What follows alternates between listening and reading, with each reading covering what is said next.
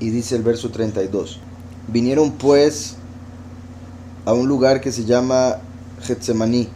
Ponen aquí un jardín cercano a Jerusalén, al pie del monte de los olivos.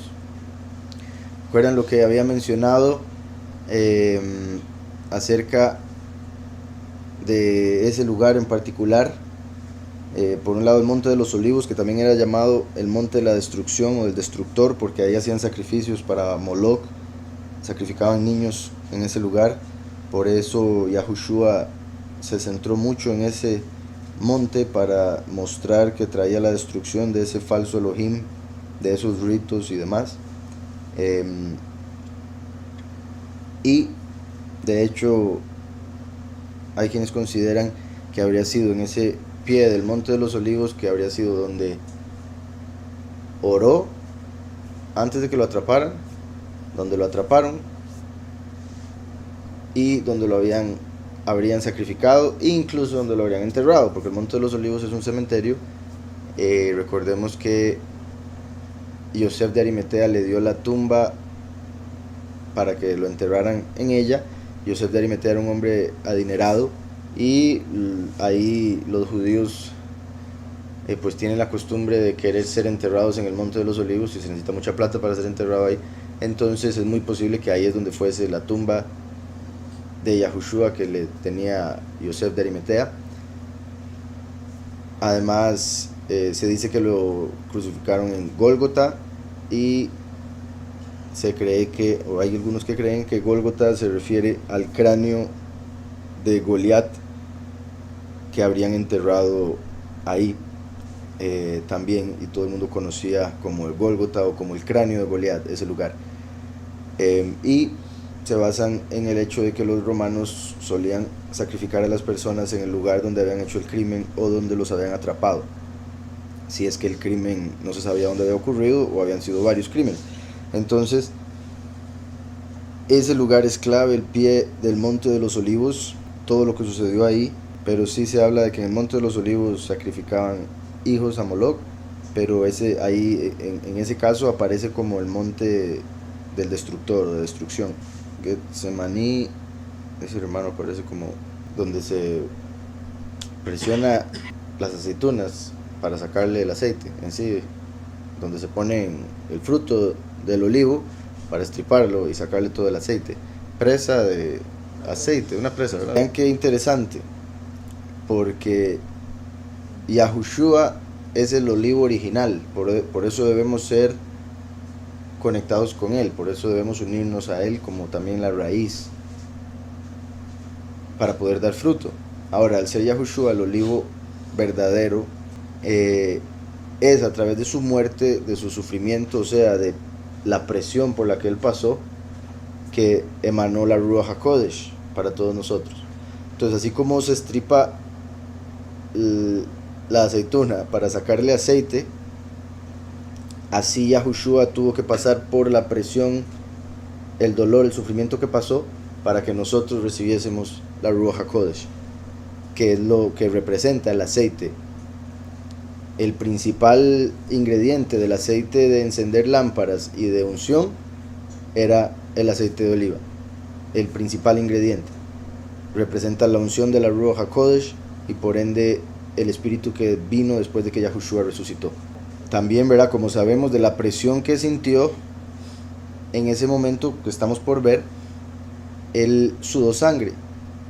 Eso quiere decir que estaba tan estresado que por dentro se rompieron vasos capilares, e hizo que se mezclara la sangre que salió de ahí con su sudor, ¿verdad? Como cuando uno también está muy preocupado, suda. Entonces el sudor era tanto el estrés que se mezcló con sangre, mostrando cuán presionado estaba. Entonces, así como uno, digamos, por la presión del ejercicio le empieza a salir sudor, igual por la presión le sale aceite al fruto del olivo. En este caso, el hecho de que saliera sangre muestra que la presión iba más allá, y muestra que iba a llevar hasta la muerte, hasta derramar toda su sangre para poder darnos su espíritu. Tras de eso, vean qué particular, porque es el monte de los olivos. Eso indicaría lo más seguro que en un pasado había olivos por todo lado. y abajo presionaban el fruto de esos olivos para sacar el aceite. Abajo me refiero porque ahí es donde está el jardín de Getsemaní. Y sí, viene de Gat Shemen, o sea, una presa o lagar de aceite. Curiosamente, ¿verdad? Como sabemos, Gat, que está como presa, también se puede ver como, o sea, por la pronunciación como Gat. Ahora, Gat sería con Dalet, no con Tav. Pero el hecho de que Tav se necesita la lengua con los dientes, igual que Dalet, esa es una de las letras que se pueden intercambiar. Entonces, Gad se puede ver como otra forma de Gad con Dalet, que sería el poderoso de la fortuna, el falso Elohim. Por ende, dando a entender ahí que con la muerte de Mashiach iba a ser Gad el que iba a ser destruido, o se le iba a quitar el aceite, la unción que Yahweh le había dado a Gad. Con la muerte de Mashiach se le iba a quitar, como cuando se le quita el aceite al fruto. Gad Shemen de Getsemaní, como le dicen. Vean que Gad en pictográfico se ve que es un pie en movimiento hacia la cruz, y fue ahí donde empezó el camino hacia el madero, donde terminó y donde reinició en el sentido de resurrección. Como dije, ahí lo habrían entregado y por ende atrapado. Ahí fue donde él había orado y sudó sangre. Ahí fue donde lo habrían clavado en el madero, y ahí habría sido donde lo enterraron, según alguna evidencia. Por eso sería el lugar donde sería presionado para sacar el aceite. A través de la presión de la traición, el sufrimiento, la tristeza, la vergüenza, traería la unción, la cual viene a través de su nombre. Desciende el aceite. El aceite, que es la unción, desciende a nosotros a través del nombre, que es la semilla, del Padre e Hijo, fuego consumidor, agua de vida, último y primero a como se manifiesta. Puesto que de hecho recuerden que las profecías se entienden hasta que ya suceden, hasta que ya pasan. Por eso Yahweh le dijo a Moshe que solo le podría ver la espalda. El hecho de que nosotros conocemos el pasado pero no el futuro da a entender que es como si fuésemos caminando en el tiempo de espaldas, porque vamos para allá sin poder ver hacia dónde, pero podemos ver el pasado. Entonces eso más bien parecería indicar que el tiempo fue hecho al revés. Por eso el principio está en el fin y el fin en el principio. O sea, eso querría decir que vamos caminando bien, solo que se está experimentando todo al revés. Y en ese caso el primero sería el último y el último el primero. Por eso muchos primeros serían últimos y viceversa. Y lo que me refiero es que por eso estaría el fuego primero acá. Fuego y agua. Último y primero. Descendería, si lo vemos de izquierda a derecha, descendería la semilla, que es la palabra de Yahweh, como el agua de vida para encender un fuego, traer un cambio en la tierra. Y ese fuego, curiosamente, es el que trae el agua de vida a través del nombre, al haber venido como hijo pródigo. Pero entonces, como decía, este nombre que es tan clave en lo que respecta al final del ministerio de Mashiach es el movimiento hacia el fin del ministerio, de camino hacia el madero, hacia el sacrificio, para destruir a Gad y dar el aceite de unción que viene a través de su nombre, Shem, que esto es 390. Si ponemos una Aleph como el primer aceite, sería 391, que es el valor numérico de Yahushua, el Mesías. De hecho hay una forma ahí que hacen los judíos, solo que esa no me parece tan... de hacer la gematría, en la que dicen, digamos, sería así: 390 es Shemen, y es una palabra, entonces 391. Entonces así se llegaría al 391 con la misma palabra. Por ser una palabra de 390, 1 más 390, 391, el nombre Mashiach. Entonces en el nombre de Yahushua 391 que recibimos la unción del aceite. Bueno, la unción de Yahweh. Qué curioso que man, la mem y la nun, es como se llama el maná en hebreo, man, mem nun, y eso es valor numérico 90. que es el mismo valor numérico de la letra Sadeh, que representa al justo. Y Yahushua es el justo y es el maná, el pan celestial. Entonces, qué particular con el número 90, maná y justo, bueno, la Sadeh, que es Yahushua viniendo al mundo como el pan celestial. Por si algo, sí, ahí nada más puse las dos palabras que lo componen. Se podría decir que si ponemos una yud aquí al final sería Gad Shemani, con la yud al final. Ajá. Como si fuera la presa de mi aceite. Y de hecho, al verlo así, era la presa de mi aceite, muestra que era la presión que le hicieron a Yahushua traería la unción de Yahweh. Como Yahweh diciendo, la presa de mi aceite. Con la yud, si ponemos la yud aquí, Shemani llegaría a 400, que es el valor numérico de la Tav, que es una cruz.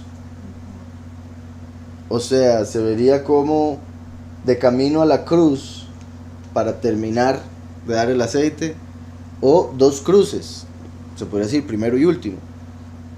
Me refiero a dos finales, dos tabs. También la presión se daría en el madero, entre otras cosas. Shemani. Sí, Zacarías 14:4 se conectaría con esto. En aquel día se afirmarán sus pies sobre el monte de los olivos que está enfrente de Jerusalén, al oriente.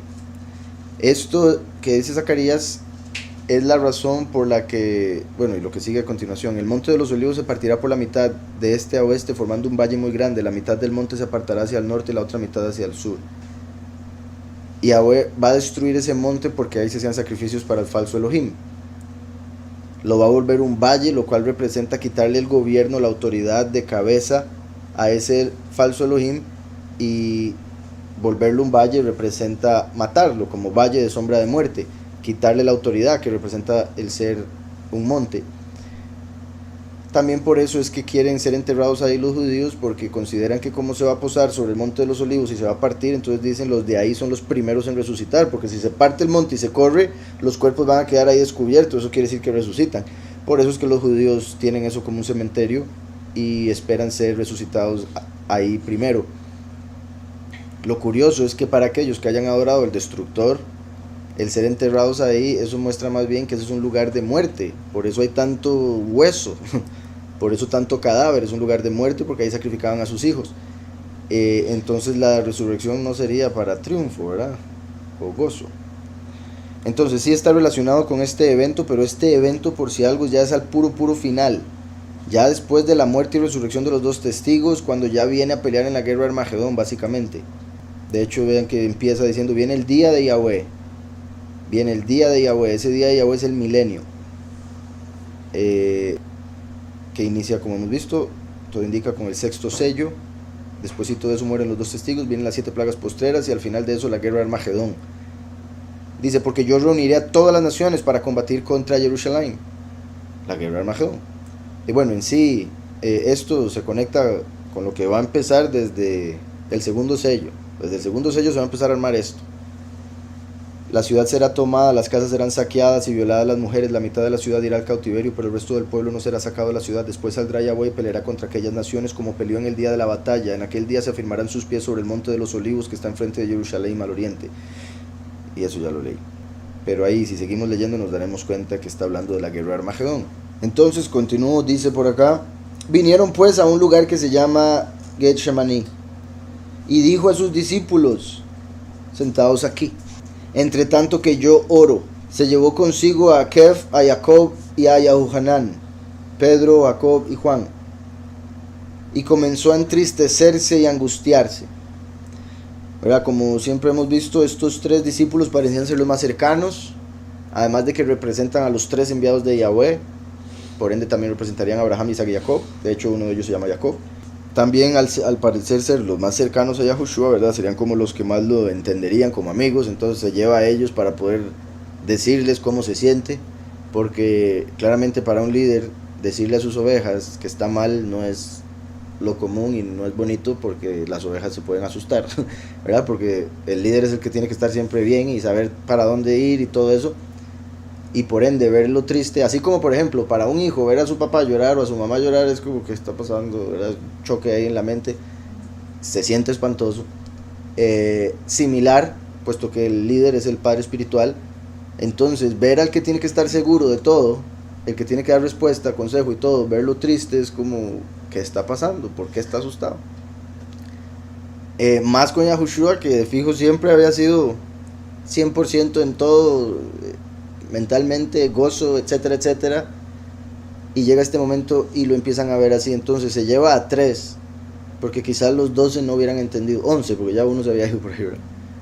No habrían entendido bien. Además de que, repito, es diferente la confianza que uno puede tener con unas personas a con otras, de decirle, la verdad es que me estoy sintiendo feísimo. Pero si le digo a esa persona, tal vez no entienda. Por ejemplo.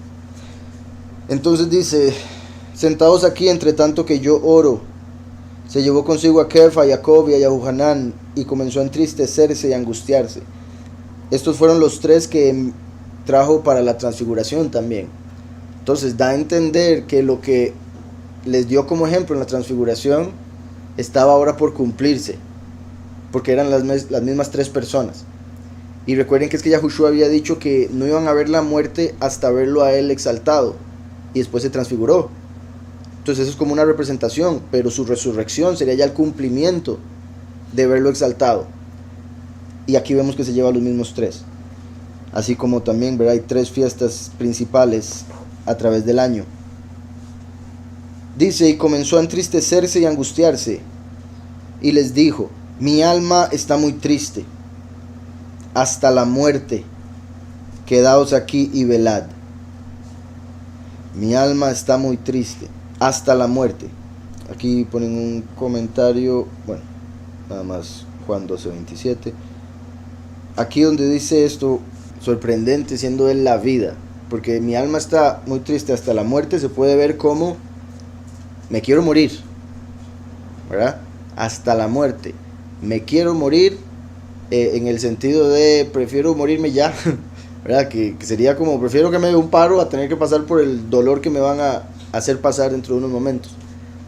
Por otro lado también es como, ¿verdad?, esas de, no estoy diciendo obviamente que Yahushua, como lo digo, porque una cosa es la depresión, que eso viene siendo un espíritu X, y otra cosa es obviamente tener razones claras para estar triste. Mi punto es que llegó a lo más bajo de lo que podía estar triste su alma, y por ende dijo como si estuviera muerto. O sea, no hay diferencia de estar así con estar muerto. También se podría decir que iba a estar triste hasta el momento en que se cumpliese la muerte, ¿verdad? Hasta la muerte. Mi alma está muy triste hasta la muerte, quedaos aquí y velad. Yéndose un poco adelante, se postró en tierra y oró, que si fuera posible pasara de él aquella hora.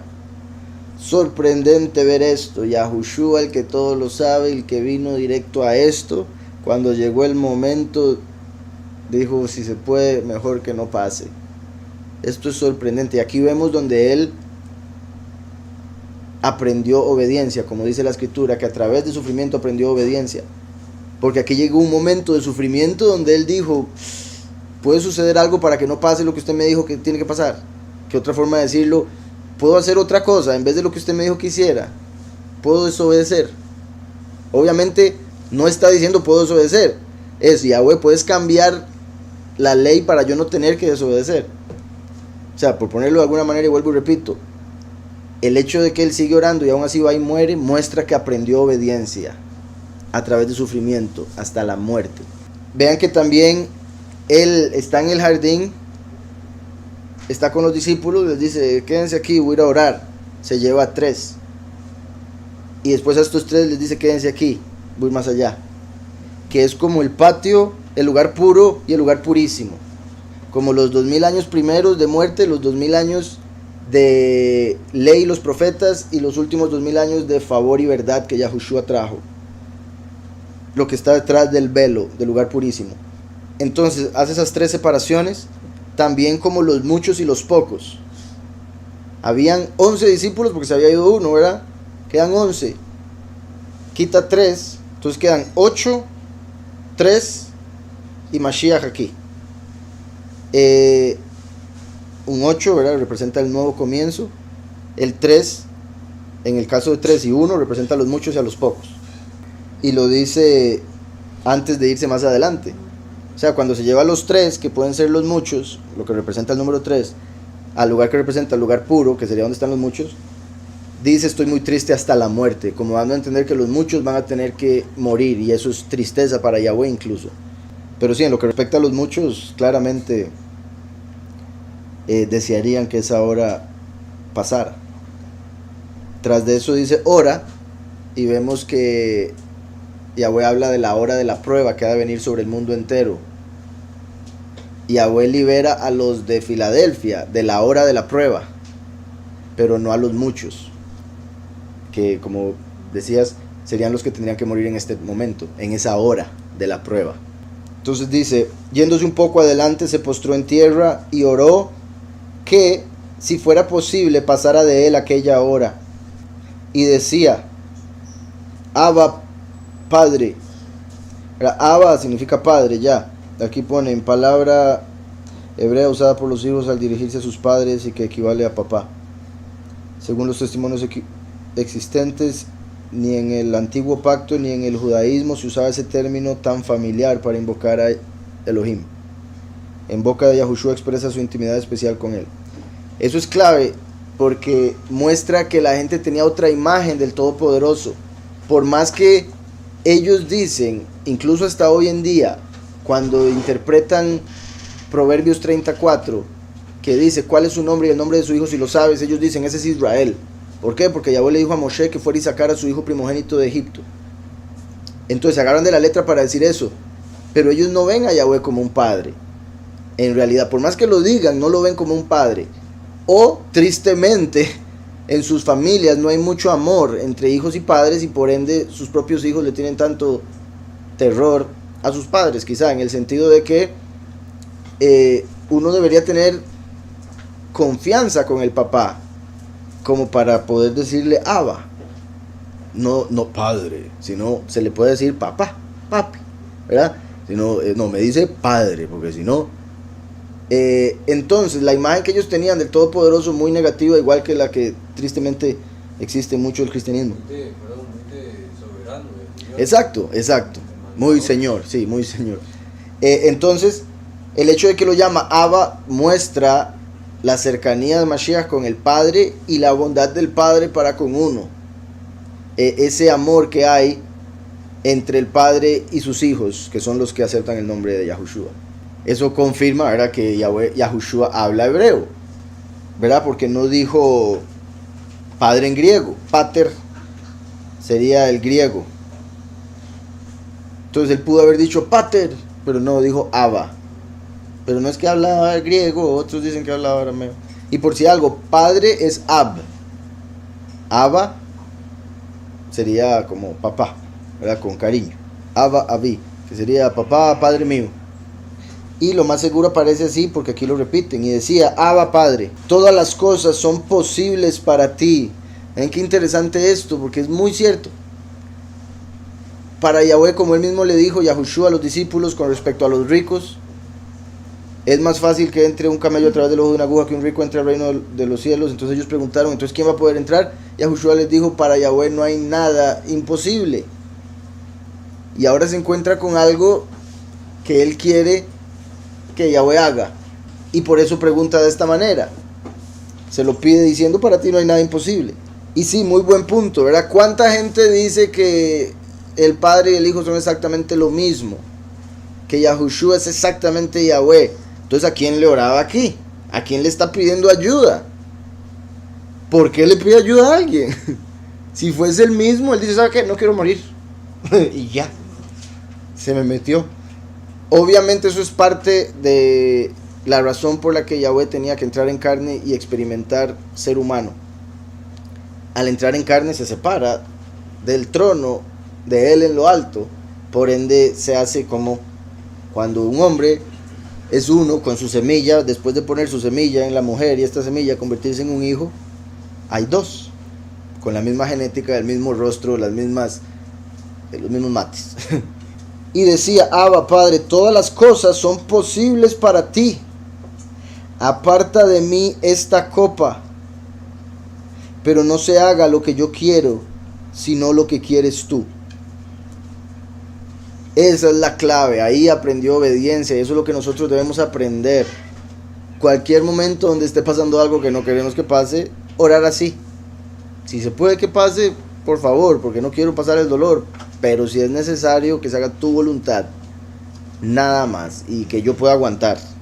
Y eso es obvio en el sentido de que está escrito, que Yahweh no nos hace pasar por nada que no podamos aguantar, ¿verdad? Se habla en la tradición, en el libro de Yashar, vemos también de cómo Yitzhak le dijo: amárreme bien, porque después usted cuando me va a meter el cuchillo yo me asusto y me corro y arruino la ofrenda. Imagínense qué sorprendente ese hijo, diciéndole eso al papá: me amarra bien, papi, porque no quiero arruinarle la ofrenda que vas a hacer a Yahweh. Ahora hay que entender también los tiempos en los que sucedió. Por algo sucedió en ese tiempo, y es muy particular que sucede eso y después vemos a Moloch pidiendo los hijos a las personas, y uno dice: aquí hay una relación. Por un lado, Yahweh estaba mostrando el contraste: yo nunca le voy a pedir su hijo como lo hace Moloch, yo voy a dar mi propio hijo. Pero para poder mostrar eso tenía que hacer un ejemplo a través de un hombre que estuviese dispuesto a dar su hijo, y ese fue Abraham. Y a su hijo a la verdad, no por ganancias propias, que es lo que hacía la gente. Daban a sus hijos para tener fortuna, poder y cosas así. Entonces era para darle honor a Yahweh a través de la resurrección que él esperaba en Isaac, porque él sí esperaba que resucitara a Isaac, que esa es la diferencia. Una persona que ve eso de sacrificar a su hijo como lo peor del mundo, es porque está pensando que al sacrificarlo ya va a morir.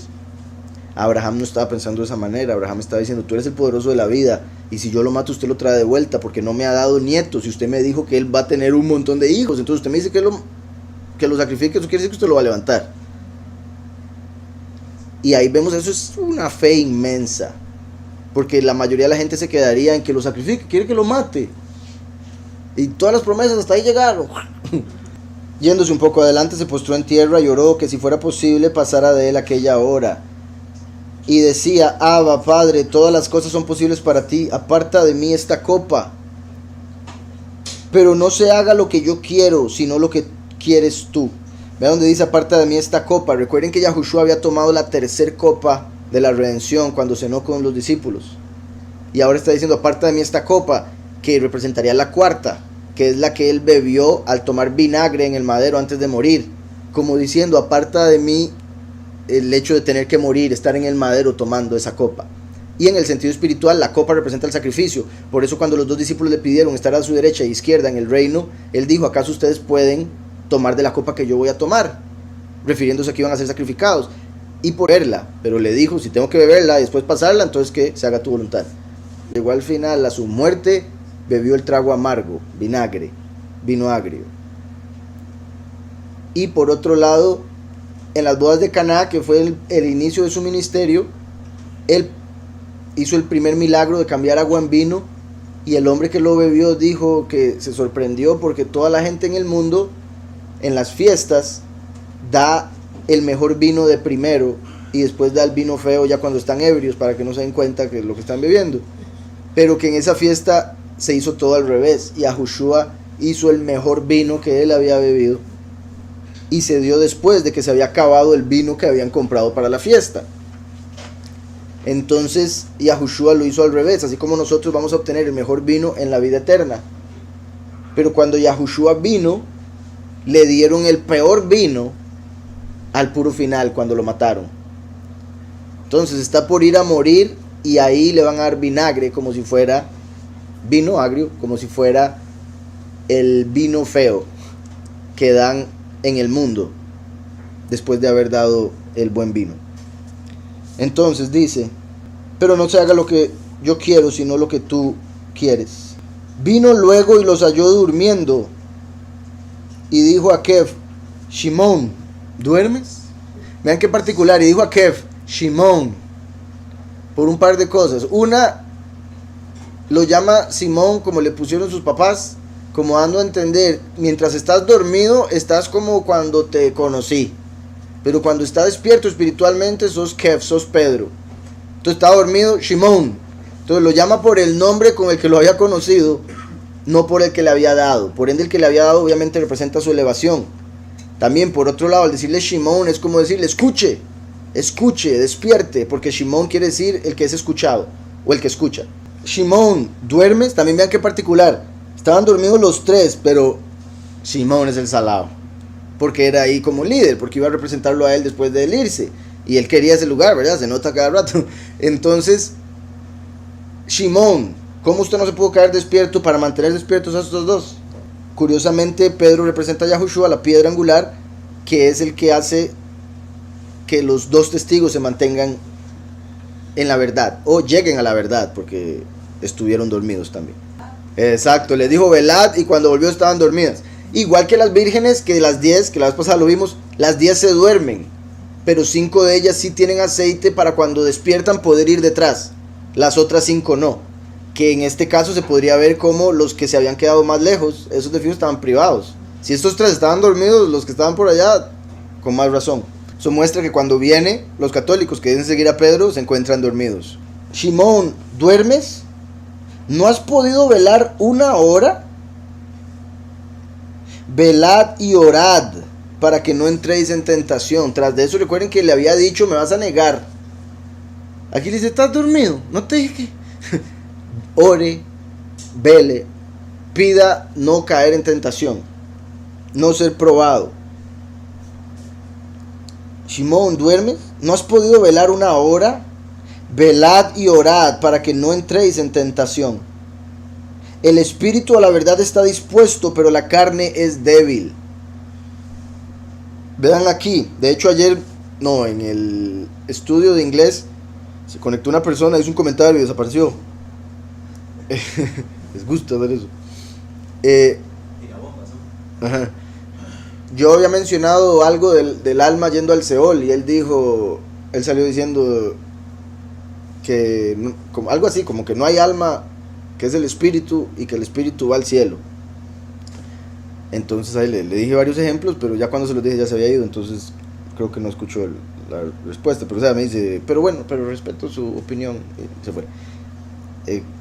Como dando a entender, está equivocada, sin esperarse una respuesta, sin esperar argumentos, sin nada, lo cual es completamente ilógico. Eso muestra, como ya he dicho, hay gente que no anda buscando aprender, anda buscando enseñar.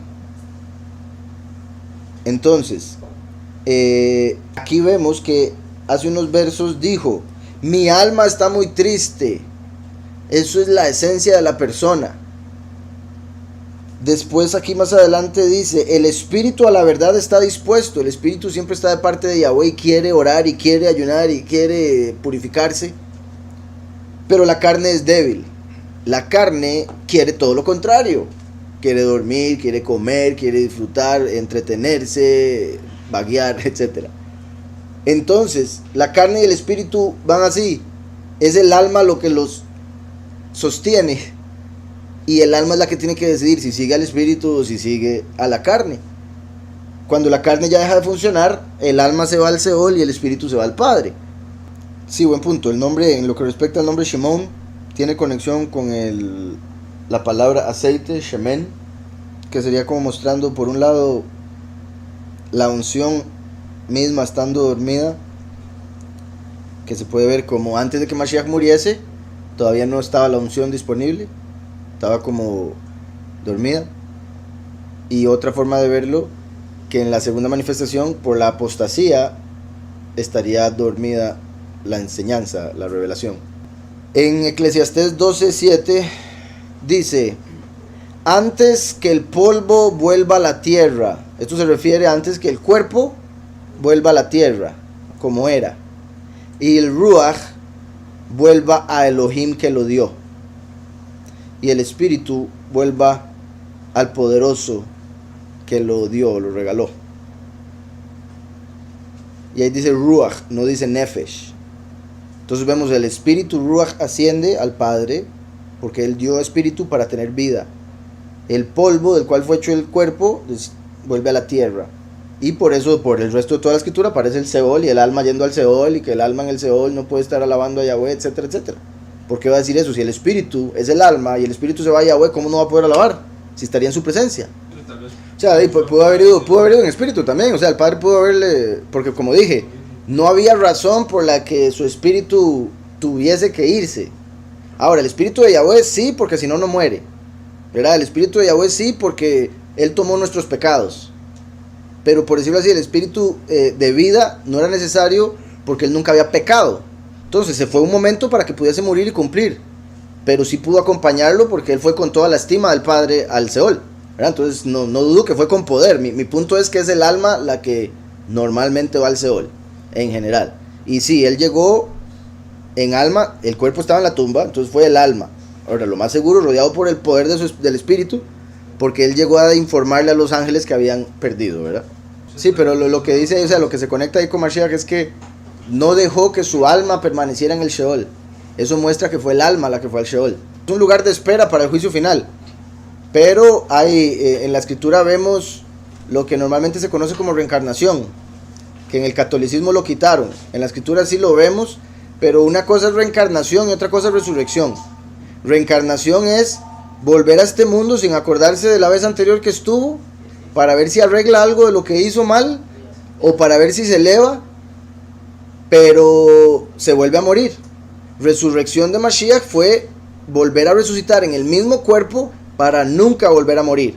Entonces, muy diferente. La reencarnación es solo durante el periodo de la historia humana que está por terminar. De hecho, en el judaísmo se dice que ya ahorita están las últimas almas que tenían que bajar al mundo y todos los demás reencarnados, pero es la última reencarnación según el judaísmo, porque ya viene el final donde se va a dar después juicio y demás. Dice aquí, eso de que aprendió obediencia lo veo como que Yahushua, su naturaleza es positiva, hace la voluntad de Yahweh, y al intentar negarse, pero aún así hacerlo, ahí aprendió lo que es obedecer. Así es, ¿verdad? Porque una cosa es obedecer cuando no se tiene libre albedrío. Obviamente Yahushua tiene libre albedrío. Mi punto es que un robot uno lo programa para que haga. Entonces el robot no obedece, el robot para eso fue hecho. Obediencia se necesita si uno le da libre albedrío a alguien y le dice haga lo que quiera, pero yo quiero que haga esto. Ahí es donde la persona empieza la lucha con la carne y dice no, pero yo quiero hacer lo que me da la gana. Entonces, hasta que Yahushua vino y entró en carne, se dio esa lucha y la tentación del enemigo diciéndole, no, ¿por qué no hace otra cosa? Muy feo, no es que el dolor duele. ¿Para qué va usted pasar por eso? Entonces, no vaya a morir, mejor pida que le quiten ese problema. Entonces, al Yahushua pasar por esa presión, Gachemini, llegó a entender lo que es la obediencia en su mayor esplendor. Yahushua es la palabra de Yahweh que no vuelve vacía, por ende, él por naturaleza, Yahushua es el cumplimiento de lo que Yahweh quiere. Yahushua por naturaleza es el cumplimiento de la voluntad de Yahweh, pero al entrar en carne y estar el enemigo influenciando afuera de su carne, de fijo vino la prueba para ver si verdaderamente obedecería. Y ahí la clave. Exacto, para poder entender a todos los que pasan por prueba, y como él mismo nos dice que debemos negarnos a nosotros mismos. Él en ese momento se negó a sí mismo. Dijo, yo no quiero morir, no quiero sufrir, pero de ahí voy a negar mis emociones, porque primero está la voluntad de Yahweh, el plan de Yahweh. Y eso es clave. Vuelvo y repito, no podemos guiarnos por las emociones, porque si Yahushua se hubiera guiado por las emociones, aquí deja a Pedro y a los otros ahí dormidos. No has podido velar una hora, velad y orad para que no entréis en tentación. El espíritu a la verdad está dispuesto, pero la carne es débil. Otra vez fue y oró, diciendo las mismas palabras, ¿verdad? Diciéndole al Padre que pasara la copa. Vean que la primera vez que oró representa la primera venida en la cual tuvo que morir. Derramó su sangre por los muchos. Después pasa la copa al último, que es representada por esta segunda vez que fue a orar. Esto representa al último orando para que Yahweh pase la copa. A pesar de que el último sabe lo que Yahushua hizo y demás, sin duda también le va a costar, le va a preocupar, le va a doler. Bueno, esperemos que no mucho, pero me refiero tratando de evitar todo el dolor que pueda hacer. Pero obviamente cuando llegue ese punto de que lo atrapen, tras de eso van a haber 10 días antes de que lo maten a los dos testigos. Esos 10 días el enemigo va a buscar asustarlos. Otra vez fue, como diciendo, otra venida al mundo, y oró, diciendo las mismas palabras, pasando por el mismo sacrificio. Al volver otra vez los halló durmiendo. Imagínense qué duro para él como maestro en el momento que más los necesita orando, en el momento que más necesita fuerzas. Pero eso muestra, ya que ya son 2 veces que llega y están dormidos. Como la primera venida vino al mundo y los fariseos dormidos lo matan. Ahora la segunda venida, como dijo Yahushua, cuando se manifieste el Hijo del Hombre, ¿hallará fe en el mundo? No. porque cuando viene están dormidos otra vez, incluso sus discípulos, incluso los que dicen creer en él. Otra vez fue y oró diciendo las mismas palabras. Al volver otra vez los halló durmiendo, porque los ojos de ellos estaban cargados de sueño y no sabían qué responderle. O sea, estaban con una vergüenza de decir, sí, Yahushua tiene razón, pues no tenemos excusa. Pero vean que la misma escritura, siento yo, los defiende, porque dice, estaban cargados de sueño. Eran humanos, son humanos. Entonces, al volver otra vez los halló durmiendo, porque los ojos de ellos estaban cargados de sueño. Vea que dice eso la segunda vez, no dice eso la primera. Primero dice, vino luego y los halló durmiendo. Y dijo a Pedro, que fue el que lo representa a él, el que escogió cuando vino en la primera venida, como piedra angular. En la segunda dice que estaban cargados de sueño, como dando a entender que la primera no tenían tanta excusa, esta segunda sí. Ya había pasado más tiempo, copas de vino, etcétera. Era la madrugada, bueno, era ya bastante tarde, entonces estaban muy cansados. Pero eso confirma que representa el fin de los tiempos, cuando es más lógico que la gente esté cargada de sueño, porque es la noche espiritual. Cuando Yahushua vino todavía era de día. Él dijo, buscad a Yahweh mientras puede ser hallado, refiriéndose a que Él es la luz, y al matarlo se iba a ir la luz. Entonces Yahushua, como la luz del mundo, vino en el tiempo de luz, para que lo pudiesen reconocer, y ni así lo reconocieron, porque estaban dormidos sin excusa. La segunda venida es la noche, viene como ladrón en la noche, menos le van a reconocer y con más razón van a estar dormidos. Entonces, porque los ojos de ellos estaban cargados de sueño y no sabían qué responderle. Vino la tercera vez y les dijo, entonces eso indica que fue una vez más, ¿verdad?, a orar, y cuando se volvió la tercera, los vio otra vez durmiendo.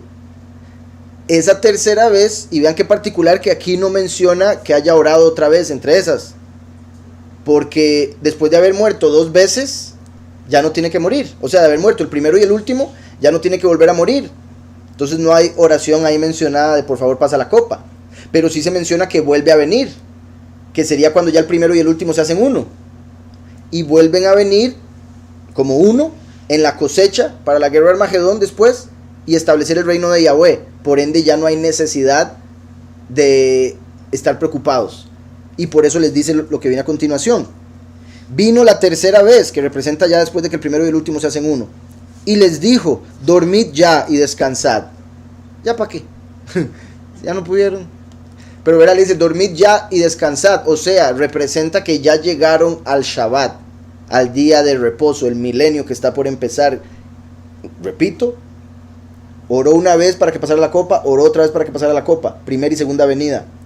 En la tercera venida los encuentra dormidos, pero ya pueden descansar, ya no hay peligro, porque ya es el Shabbat milenial, el reposo, el día de reposo, porque para Yahweh un día son como 1000 años. Entonces por eso les dice ahí eso, porque representa que la tercera vez que se manifieste ya va a ser en el milenio, cuando no hay necesidad de estar velando.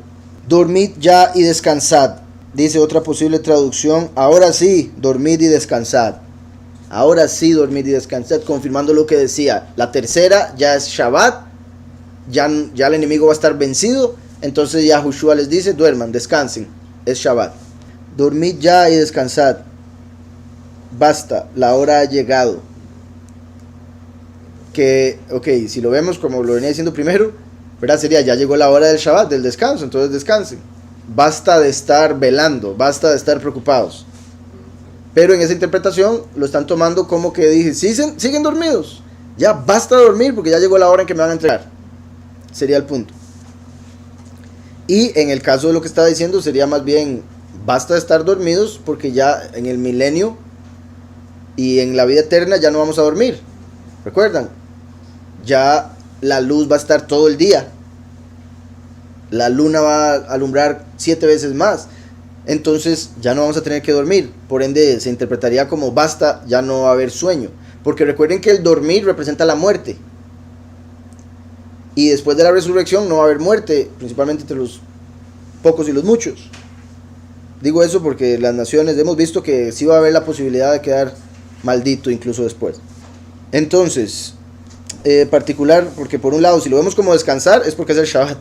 Si lo vemos como basta, ya no duerman, es porque ya en el Shabbat no va a haber sueño, no va a haber muerte. Entonces dice, basta, la hora ha llegado. He aquí, el Hijo del Hombre es entregado en manos de los pecadores. Levantaos, vamos. Entonces, tiene sentido esa traducción porque está raro que le diga, duerman, levántense, vámonos. Eso sí está un poco extraño. Aunque si fuese así, quizá habría sido porque habían unos minutos entre, o sea, como decir, duerman un ratillo y ahorita nos vamos.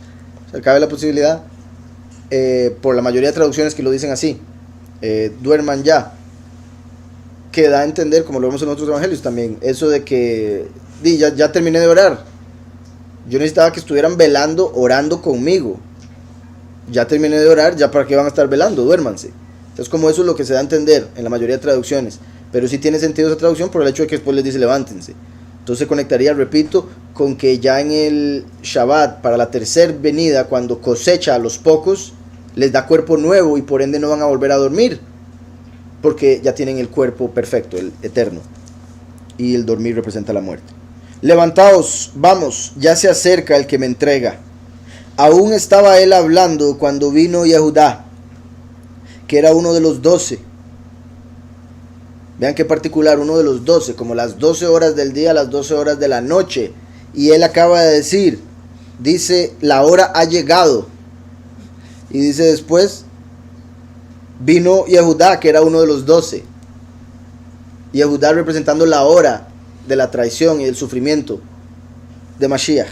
Aún estaba él hablando cuando vino Yehudá, que era uno de los 12, y con él mucha gente, con espadas y palos. Así sí, ¿verdad? Ahí sí. De parte de los principales Kohanim, de los escribas y de los ancianos. El que lo entregaba les había dado señal, vean qué descaro, diciendo, al que yo bese, ese es, prendedlo y llevadlo con seguridad. Al que yo bese, al que demuestre honor, respeto y cariño, ese es el que quiero que maten. Recuerden que a los sacerdotes, a los sumos sacerdotes se le daba un beso en la mejilla, a los profetas un beso en la mano y a los reyes un beso en los pies, representando al primero, sumo sacerdote Yahushua HaMashiach, Eliyahu el profeta, y el último que es el rey, que viene al fin de los tiempos, por eso los pies, viene a golpear los pies de la estatua y volver a establecer el reino de Yahweh en la tierra, o bueno, hacer un reino, que es la montaña que se hace de esa piedra que cae en Daniel 2. Entonces, cuando Yehudá le da un beso en la mejilla, lo está reconociendo como el sumo sacerdote, está dando testimonio de que él es el sumo sacerdote. Y se parece mucho al beso que le da Esaú a Jacob, que según la tradición lo que hizo fue morderle el cuello, pero Yahweh hizo que el cuello se volviera como de piedra y casi se le quiebran los dientes a Esaú, y por eso estaba llorando. Dice que estaba llorando Esaú, dicen que era porque casi se le quiebran los dientes. Jacob era por amor, Esaú por dolor, según la tradición. Mi punto aquí es que eso muestra también la conexión entre Yehudá y Esaú, y Yahushua y Jacob, descendiente de Israel, pero Yehudá de Esaú, porque es como ese encuentro después de, y qué particular, Génesis 32 es cuando Jacob pelea contra Elohim, el Elohim de este mundo, lo vence, se le da el nombre de Israel, y después va y se encuentra con Esaú, le da el beso. Aquí estamos viendo Yahushua orando, pidiéndole a Elohim que pase la copa, como peleando con la voluntad, peleando con Elohim por lo que el Elohim de este mundo le iba a hacer. Logra vencer, puesto que logra levantarse, sacudirse y decir vamos, porque ya llega la hora. Y se encuentra con un descendiente de Esaú que le da un beso. Porque mucha gente dice, ¿por qué hubo necesidad de darle un beso para reconocerlo? Si ya un montón de gente lo conocía. Dos cosas. Una, que su aspecto era súper común y corriente. Entonces se mezclaba entre los discípulos y se veía parecido a todos. El sentido también, las barbas, el tipo de pelo, lo más crespo. Tras de eso la ropa que andaban de fijo bastante cubierto, etc. Pero el punto es que era común, su apariencia era común. Yahweh no lo mandó con un aspecto hermoso para que no lo siguieran por eso. Es normal que una persona atractiva llame más la atención y quede más en la memoria que una persona no tan atractiva. No se graba ese rostro, no se logra analizar. Entonces, Yahushua vino con un aspecto común y corriente. Esa es una de las razones por las que habría que indicar quién era. Pero la otra que menciona la hermana, muy posible. Recuerden que dice la escritura en Zacarías que a él lo irían a buscar como si fuera un maleante. También los fariseos aquí de fijo le dijeron al pueblo: ¿quién quiere ir a traer un hereje ahí que anda blasfemando? Y un montón. Nosotros, le podemos pegar nosotros. ¿Verdad? El montón de gente que es así, exacto. Entonces por eso dice con mucha gente, con palos. Dice espadas y palos. Eso indicaría, y era de parte de los sacerdotes. Se podría decir, los sacerdotes sabían quién era, pero no la gente que mandaron a recogerlo. Entonces Judas le dice a esa gente que mandaron con él: yo les enseño quién es, yo los saludo de un beso.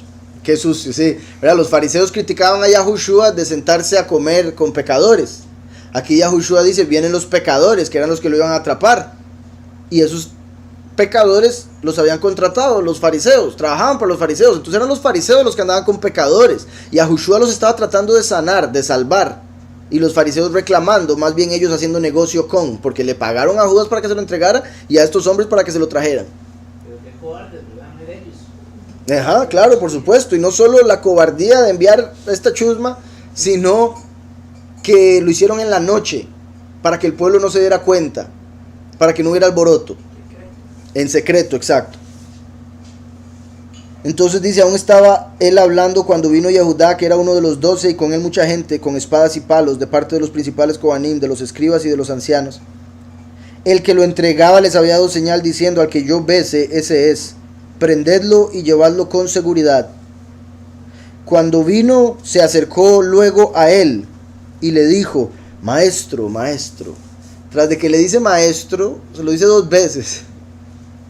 ¿Verdad? Recuerde que acabamos de ver cuando Yahweh llamó a Shemuel 2 veces, Shemuel, Shemuel, porque cuando Yahweh llama el nombre de una persona 2 veces es porque le tiene mucho cariño, mucho amor. Aquí Judas usa eso mismo, pero para entregarlo. Beso, reconocimiento de sumo sacerdote, de maestro, 2 veces le dice el título para entregarlo. Dice: maestro, maestro. Y lo besó.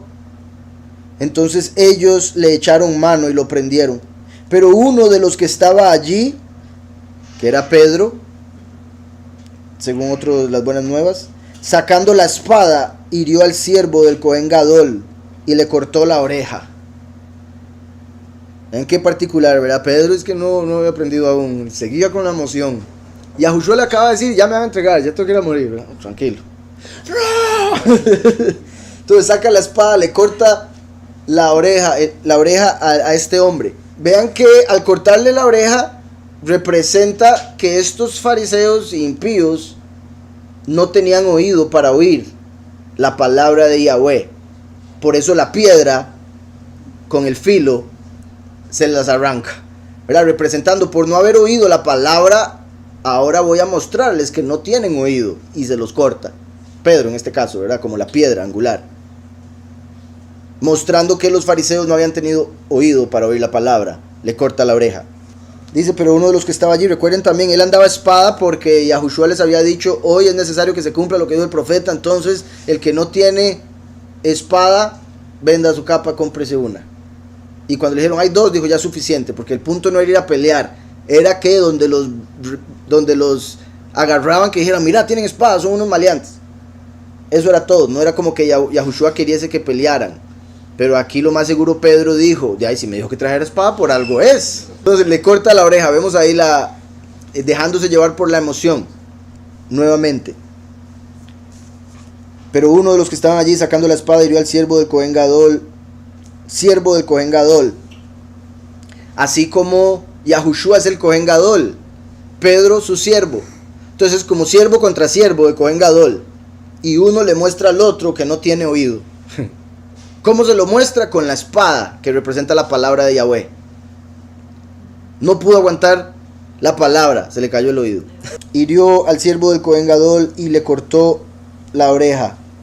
Respondiendo Yahushua les dijo: como contra un ladrón habéis salido con espadas y con palos para prenderme. Por si algo, en las otras buenas nuevas vemos que Yahushua le sana la oreja al siervo del sumo sacerdote. Entonces vemos, eso es importante, porque vemos la misericordia de Yahushua incluso en ese momento. No solo mostrando su misericordia para con aquellos que lo están atrapando, sino dándoles una última oportunidad. Vea, lo sano, ¿me va a atrapar aún así? Sí, ok. O sea, qué sorprendente, lo está sanando enfrente de todos estos hombres, están viendo un milagro inmediato. Y aún así dicen, ay, pero nos están pagando por llevárselo a los sacerdotes, vamos. Sorprendente. Vean cómo Yahweh siempre da una salida. Se las dio, no la tomaron. Y también la misericordia de Mashiach para con aquel que lo estaba agarrando para llevárselo. Entonces le dice a Pedro, tranquilo, ya deje de actuar así. El que vive por el hierro muere por el hierro. Y así después, él fue sacrificado, pero por predicar obviamente. Pedro me refiero. Entonces Yahushua les habla a los siervos estos. Como contra un ladrón habéis salido con espadas y con palos para prenderme. Que eso es lo que profetizó Zacarías. Azán es dar oído. Este sacerdote le dio oído aquí a la fuerza, pero... Tome, ¿qué hizo? ¿Me puede pegar, por favor? Dar oído, ¿verdad? Prestar atención. Shimón, que significa el que escucha, le corta el oído al sumo sacerdote, al siervo del sumo sacerdote, porque no está escuchando. Entonces el que escucha le corta el oído al que no escucha. El que no usa lo que Yahweh le dio, lo pierde. Mejor entrar con un oído al reino que con dos irse al infierno. Dijo aquí Pedro. Eso se me lo enseñó. Eso es azán como verbo. Pero el sustantivo ozen es oreja. Ozen. ¿Qué es esto? Y vean qué particular. Ozen, oreja. El primero, Yahushua, la espada y donde se cayó la oreja. Por Yahushua el primero sacó espada, Pedro su segundo hizo que se le cayera la oreja. Nafal de Nun cayó. ¿En qué particular? Como en la misma palabra oreja está la espada en el medio. Pero uno de los que estaba allí sacando la espada hirió al siervo del Cohen Gadol y le cortó la oreja. Respondiendo Yahushua les dijo: ¿como contra un ladrón habéis salido con espadas y con palos para prenderme? Cada día estaba con vosotros enseñando en el templo y no me prendisteis. Pero así es, para que se cumplan las escrituras. Entonces todos los discípulos, dejándolo, huyeron. En Zacarías, vean qué particular, nada más dice así porque salió eso. Estamos en Marcos 14, ¿verdad? En Zacarías 13, 7 dice: levántate, espada, contra el pastor y contra el hombre que me acompaña. Eso es interesante porque se cumplió en parte con Mashiach, se puede decir. Se levantaron contra Mashiach y contra Pedro. Como dije ahí, los dos. Pero se conecta principalmente con los dos testigos. Se levanta contra Moshe, testigo como Moshe, que es el buen pastor, y contra su acompañante, Eliyahu. Entonces este verso, esta profecía se cumple con ambos. Con Yahushua se estaba cumpliendo aquí. Con el último se cumple con el testigo. Levántate, espada, contra el pastor y contra el hombre que me acompaña, dice Yahweh de los ejércitos.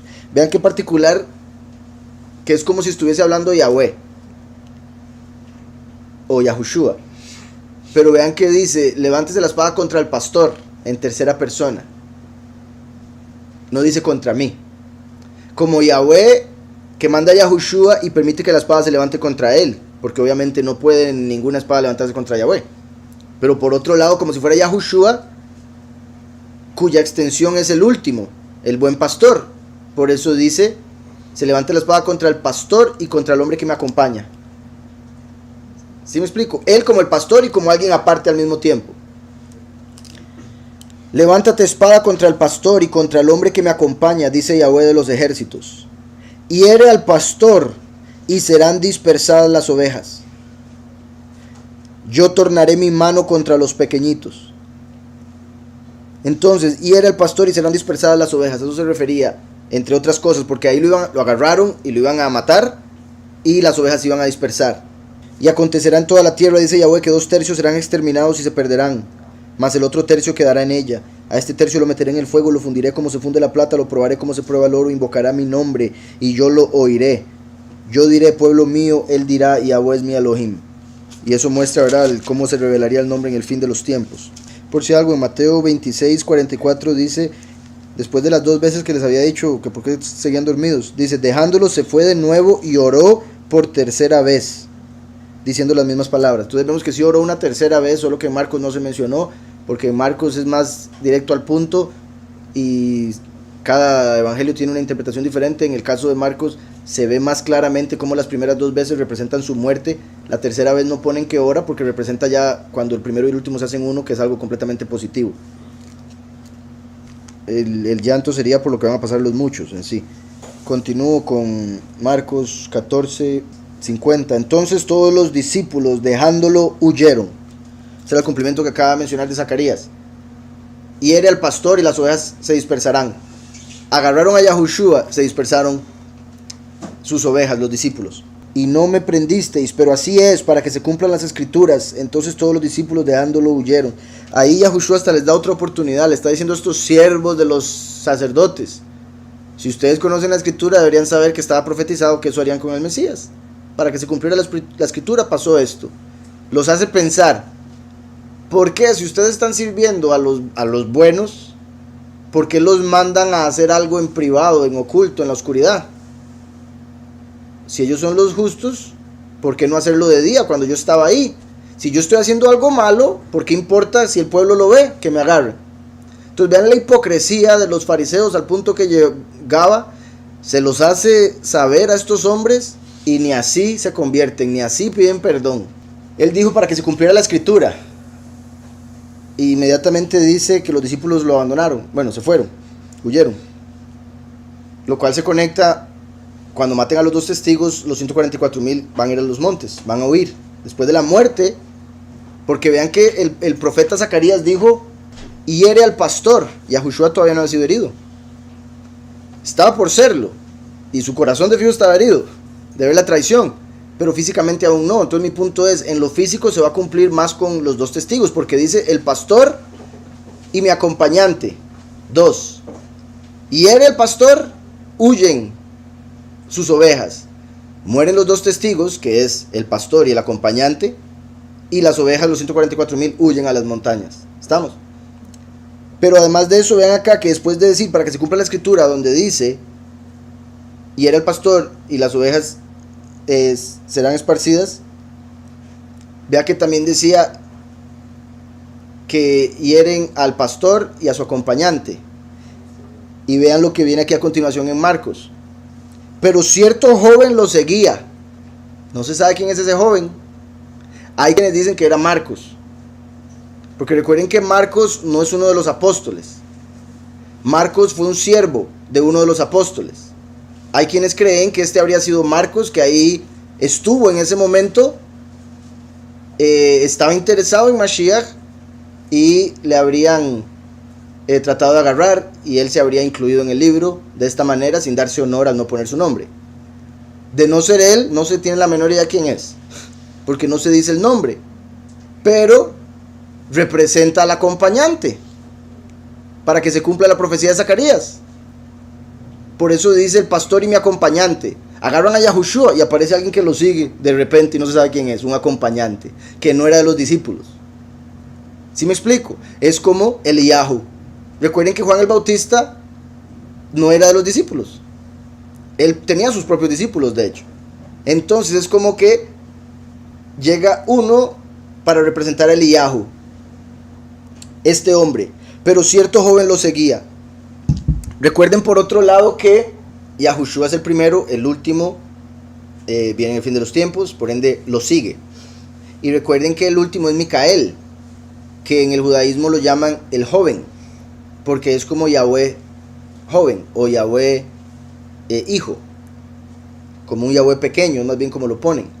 Entonces lo llaman joven y como he dicho se conecta con el ser jovial, ¿verdad? El hecho de actitud, porque todos tenemos un niño adentro, no quiere decir que venga de 15 años el último.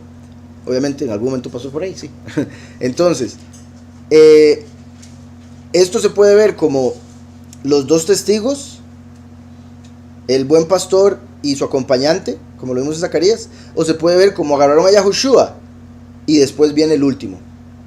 Así como oró para que pasara la copa y después volvió a orar para que pasara la copa. Copa que pasaría al último, como Yosef a Benjamín. Dice, pero cierto joven lo seguía, cubierto el cuerpo con una sábana. Una vez vi una película y sí me convencieron, no muy buena la película, pero me convencieron con parte de la trama. Era una película en la que lograban viajar en el tiempo, entonces iban al tiempo en el que mataron a Mashiach. Y el hombre que había viajado en el tiempo, no me acuerdo por qué, pero había quedado desnudo por el viaje en el tiempo, o para que no lo reconocieran por la ropa moderna, se desnudó una de esas. Y entonces se puso una sábana, y cuando estaba viendo que estaban agarrando a Yahushua fue, porque a eso fue al pasado, y lo agarraron. Entonces, viera qué sorprendente ver la película y de repente ver que el que viajó al pasado era se supone. O sea, usaron la escritura muy bien para hacer la película, muy muy bueno. O sea, supuestamente es un hombre que viajó al pasado. Imagínense qué sorprendente. Dice entonces, pero cierto joven lo seguía, cubierto el cuerpo con una sábana. Lo prendieron, pero él, dejando la sábana, huyó desnudo. ¿Se imaginan qué sorprendente? Y me parece tan interesante que esto esté aquí de la nada, es como cuenta la historia. Y este es el único lugar en toda la escritura donde esto aparece. Por eso que algunos piensan que es Marcos. Puede ser. Pero sea quien sea, representa al último y a Eliyahu, dependiendo del contexto. Si Yahushua es el último, este es Eliyahu. Si Yahushua es el Mesías, como lo es obviamente, este hombre entonces representa, si hablamos de los dos tiempos que vendría, la segunda manifestación, el que le sigue. Pero cierto joven lo seguía, cubierto el cuerpo con una sábana. Recuerden también, el cuerpo es la cobertura del alma, así como la ropa cubre el cuerpo. Entonces, cuando lo agarran, representa que también lo matan, porque al quedarse con la sábana le están quitando la cobertura y él huye, como el alma se va cuando matan el cuerpo, ¿verdad? Como dice la escritura, que no debemos temer al que mata el cuerpo, sino al que después de que muere el cuerpo puede agarrar el alma y meterla en el lago de fuego o en el infierno. Entonces dice, cubierto el cuerpo con una sábana. Lo prendieron, pero él, dejando la sábana, huyó desnudo. Pero ahí la pregunta sería, por supuesto, ¿por qué andaba desnudo? O sea, qué interrogante más grande, y por eso es que tal vez alguien viajó al pasado. Tantas posibilidades y opiniones y demás. Lo que sí es claro es que representa a los dos, o sea, Yahushua y él, los dos testigos, o Yahushua y él, primero y último. Aparte de eso no nos da más detalle la escritura, y eso es muy sorprendente. Ajá. Sí, porque los otros huyeron, y eso es importante. Porque si todos huyeron asustados, porque este se acercó. Una de dos, porque no era discípulo, eso confirma. Por otro lado, representa a Eliyahu. A pesar de que todos huyan, Eliyahu va a tener que ir también, junto al último.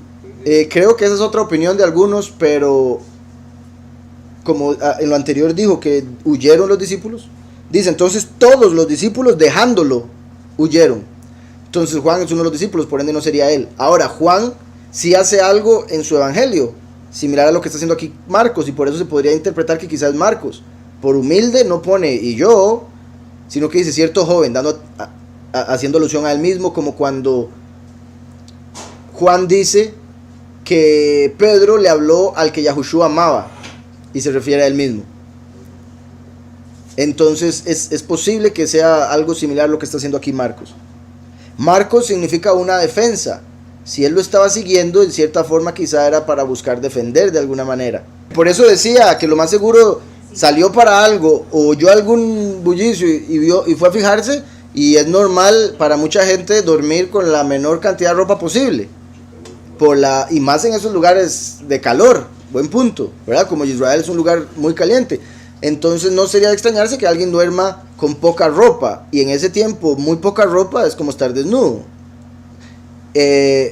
Y aún si fuese desnudo, vuelvo y repito, o sea, si él está en su propia casa, puede hacerlo. Y si salió con una sábana, quizás esa era la cobija, ¿verdad? Entonces dijo, no, aquí yo salgo con lo primero que tengo porque ¿qué es lo que está pasando? Y por eso lo agarran así. Lo cual es particular también porque se conecta con los discípulos que se habían dormido, mientras que él andaba con sábana y todo. Voy a verlo aquí en el hebreo rápidamente. Dice, y caminaba detrás de él, vean qué particular, Vayelech Aharaiv, Aharaiv como de Ajarón, como el último, el que viene detrás. Detrás de él, Naar Ejad, un joven, Velo Lebush, Sadin al Arbató, y lo prendieron. Y para él, o para cubrirse, una sábana sobre su desnudez. Como cobertura o como ropa, una sábana sobre su desnudez. Sadin. En Lucas vemos que cuando Yahushua oró, Yahweh envió un malaj para que lo fortaleciera. Como sabemos, el malaj principal de Yahweh, obviamente aparte de Yahushua, su enviado, entonces el malaj de Yahushua es Micael. Es posible que haya sido Micael el que se le apareció ahí para darle apoyo, para darle fuerzas. Y por ende, así como apareció mientras los discípulos dormían, apareció para ayudarlo en la oración, podría ser aquí que aparece para ayudarle cuando lo atrapan, ¿verdad? En la traición, por decirlo así, ayudarlo con ánimo. Solo el hecho de ir al lado y lo tratan de atrapar y huye. Ahora, no quiere decir que literalmente era Micael, aunque obviamente puede ser, porque los ángeles aparecen como seres humanos. Entonces podría ser que diga, lo voy a ir a acompañar lo más que pueda, y por eso lo trataron de atrapar, y para que no se dieran cuenta quién era, desapareció. La otra posibilidad es una conexión, en el sentido que este pudiese ser Marcos o cualquier otro ser humano, pero que se conecta espiritualmente con el malaj que se le apareció, y por ende confirma la interpretación de ser el último, porque el último es Micael. Y se dice que Eliyahu también es un malaj, Sandalfón. Entonces, si vemos aquí como Eliyahu, también puede ser conectado con el malaj que vino a darle fortaleza. En Lucas 22:45 dice, entonces se le apareció un malaj del cielo para fortalecerlo. Lleno de angustia oraba más intensamente y era su sudor como grandes gotas de sangre que caían hasta la tierra. Entonces, así como se le aparece ese malaj para fortalecerlo, después aparece un hombre que nadie sabe quién es, se conecta con el malaj. Puede ser el malaj, puede que no, pero se conecta porque es alguien de quien no se da ninguna otra información, no se identifica. Por otro lado, interesante el término joven, porque habíamos leído en Marcos también, cuando llegó un joven a donde Yahushua lo llamó maestro bueno. Ahí expliqué cómo eso representa al último. De hecho expliqué, varias formas, como al principio de esa historia se veía positivo hasta que el hombre se fue triste, porque Yahushua le dice, ve y vende todo, déselo a los pobres y sígame. Y él se fue triste porque tenía muchas posesiones.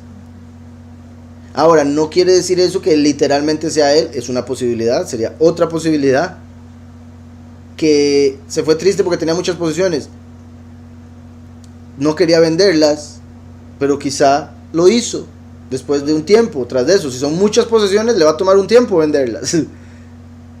Entonces, se podría ver como ese joven, porque utiliza el mismo término, joven, Naar. Y viene solo con una sábana, como dando a entender que ya no le quedaba nada. De verdad lo vendió todo para seguir a Mashiach. Entonces Yahushua le dijo, sígame. Y aquí lo está siguiendo, al puro final, pero nunca es tarde. Vendió todo y al puro final del ministerio lo ve y lo sigue. Y por eso lo tratan de agarrar. Vean qué particular, muy buena conexión. Porque puede ser él por el término joven. En el tipo de interpretación de Torah, se podría decir, por usar la misma palabra, es el mismo. Al no dar ningún otro detalle, ¿se acuerdan como lo que hablamos de Zelofejat? Cosas así. Por no haber otro detalle y usar la misma palabra, joven, indicaría que fue ese joven.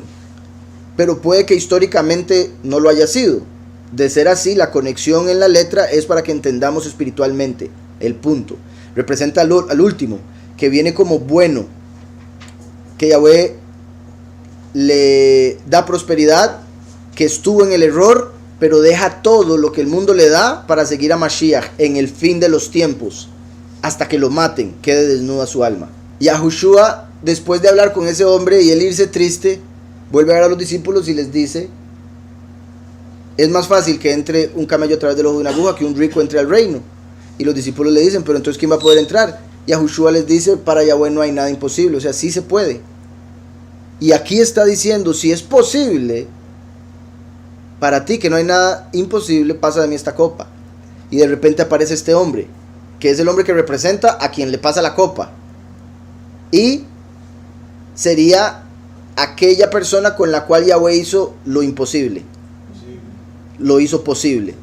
Lo hizo entrar al reino, incluso al puro final, lo que nadie esperaba posible. Y vean qué particular, todos los discípulos huyeron, pero ahí estaba él.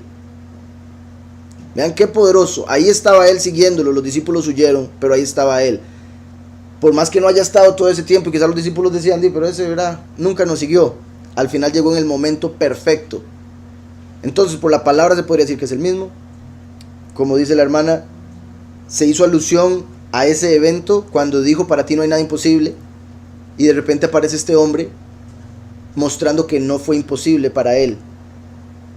Por Yahweh, obviamente. Por esa palabra parece indicar que es él. Solo una sábana parece indicar que vendió todo. Puro final del ministerio, nunca es tarde. Yahushua le dijo, sígame, lo siguió. Yahushua dijo, para ti no hay nada imposible. De repente aparece este hombre, del cual se había hablado de la imposibilidad de la carne para entrar al reino con riquezas. Está claro, de fijo se podrían sacar unas cuantas más, pero sí está muy poderoso ese punto. Para ti todo es posible, después de haber dicho para Yahweh no hay nada imposible. Como dando a entender, aquí lo hizo posible. Y una vez más muestra a la persona a la cual va a ser dada la copa. Y curiosamente es Micael el que desciende como el bueno. Por ende la conexión de Micael, el malaj que le dio fortaleza en Lucas, con este hombre que lo está siguiendo para ayudarlo, se sigue dando ahí la confirmación. Que Marcos haya empezado así, como ese hombre rico, lo vende todo, aquí lo sigue y después sigue a los discípulos para que le den la doctrina. Buen punto. Entonces al final todas las opiniones serían la misma. Representa a Micael el malaj, podría ser Marcos, quien había sido el hombre rico que vendió todo para seguirlo, porque era un joven. Exacto, si se fue triste, cabe la posibilidad de triste porque tengo que vender todo, o triste porque tengo mucha cosa que vender, o triste porque me mandó a hacer algo antes, e incluso triste porque en la carne no va a estar muy contento. Todos los mandamientos los cumplo, y a Josué le dice, te falta uno, y él dice, qué tristeza, era mentira entonces que los había cumplido todos. O sea, varias formas, dependiendo, en el alma triste por la falta de cumplimiento, y en la carne porque no quería deshacerse de lo material. Marcos está escrito para siervos, para esclavos. Curiosamente, si Marcos es este hombre rico, ya llegamos a una conclusión ahí, allá los históricos, porque me digan, historiadores. Marcos está escrito para los siervos, esclavos. Este hombre cuando era rico de fijo tenía un montón de siervos. Todo lo contrario a un siervo, pero estuvo dispuesto a volverse un siervo de los discípulos para volverse soberano en la vida eterna. Como dice Yahushua, el que quiere gobernar, que sirva. El que quiera ser el primero, que se vuelva el último. Y Marcos sería un perfecto ejemplo de eso, porque estaba como primero. Yahushua le dice, no, vas a tener que hacerte el último. Y se hace el último, tanto así que llega al puro final de la historia de Mashiach. El primero se volvió el último. Imagínense la humildad que necesitaba para llegar a ese punto después y obedecer a los discípulos en las buenas nuevas. Y también eso indicaría, o sea, le da mucha más importancia al libro de Marcos, cómo él se habría metido en la historia de dos maneras, humildemente sin mencionar el nombre. Cómo él habla a los siervos, porque para poder gobernar hay que aprender a servir, y eso lo llegó a entender en su propia vida. Y por ende también va a estar conectado con la venida del último, como hemos venido viendo, puesto que él lo representaría. Y es una defensa para la congregación cuando se aparece, como el muro que rodea a la congregación, el último. Ajá, exacto. Más si Yahweh lo prospera, como parece ser Isaías 52, va a tener que estar dispuesto a dejarlo todo al puro final. Imagínense que alguien llega a ser prosperado al puro final de su vida, no va a querer morir. Todo lo que uno había aprendido en el cristianismo, en el catolicismo, donde lo sea que lo haya aprendido, tener que dejarlo. Es la única forma, porque si no uno siempre va a tener trabas, le va a poner obstáculos al Padre. No, Padre, ¿por qué así? Si aquí me dijeron que es así. Y uno tiene que deshacerse de eso para poder entenderle a Él lo que nos dice en la Escritura. Entonces, muy, muy poderoso todo lo que salió ahí. Pero cierto joven lo seguía cubierto el cuerpo con una sábana, lo prendieron, pero él dejando la sábana huyó desnudo. Sí, exacto. Es como dice aquí Yahushua, lo último que me queda es la sábana, si quiere la dejo por usted. Que sería representando la vida.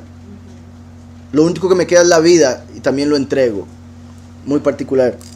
Vayazov ed Hasadin. Dice, Sadin es sábana. Dice, se cubrió con una sábana su desnudez. Así como es Yahushua el que cubre nuestra desnudez.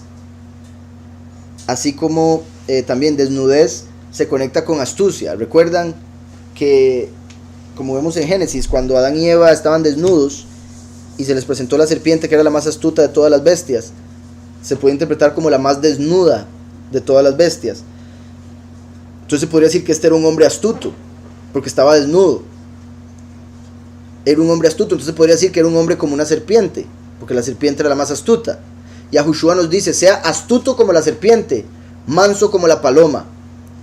Este hombre representaría astuto porque estaba desnudo, misma palabra en hebreo, y manso puesto que no le cortó la oreja a nadie, sino que huyó.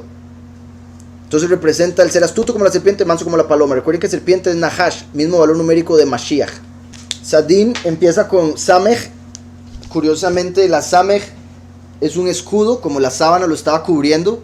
Es una cobertura de todo el cuerpo en este caso. Y también es un apoyo.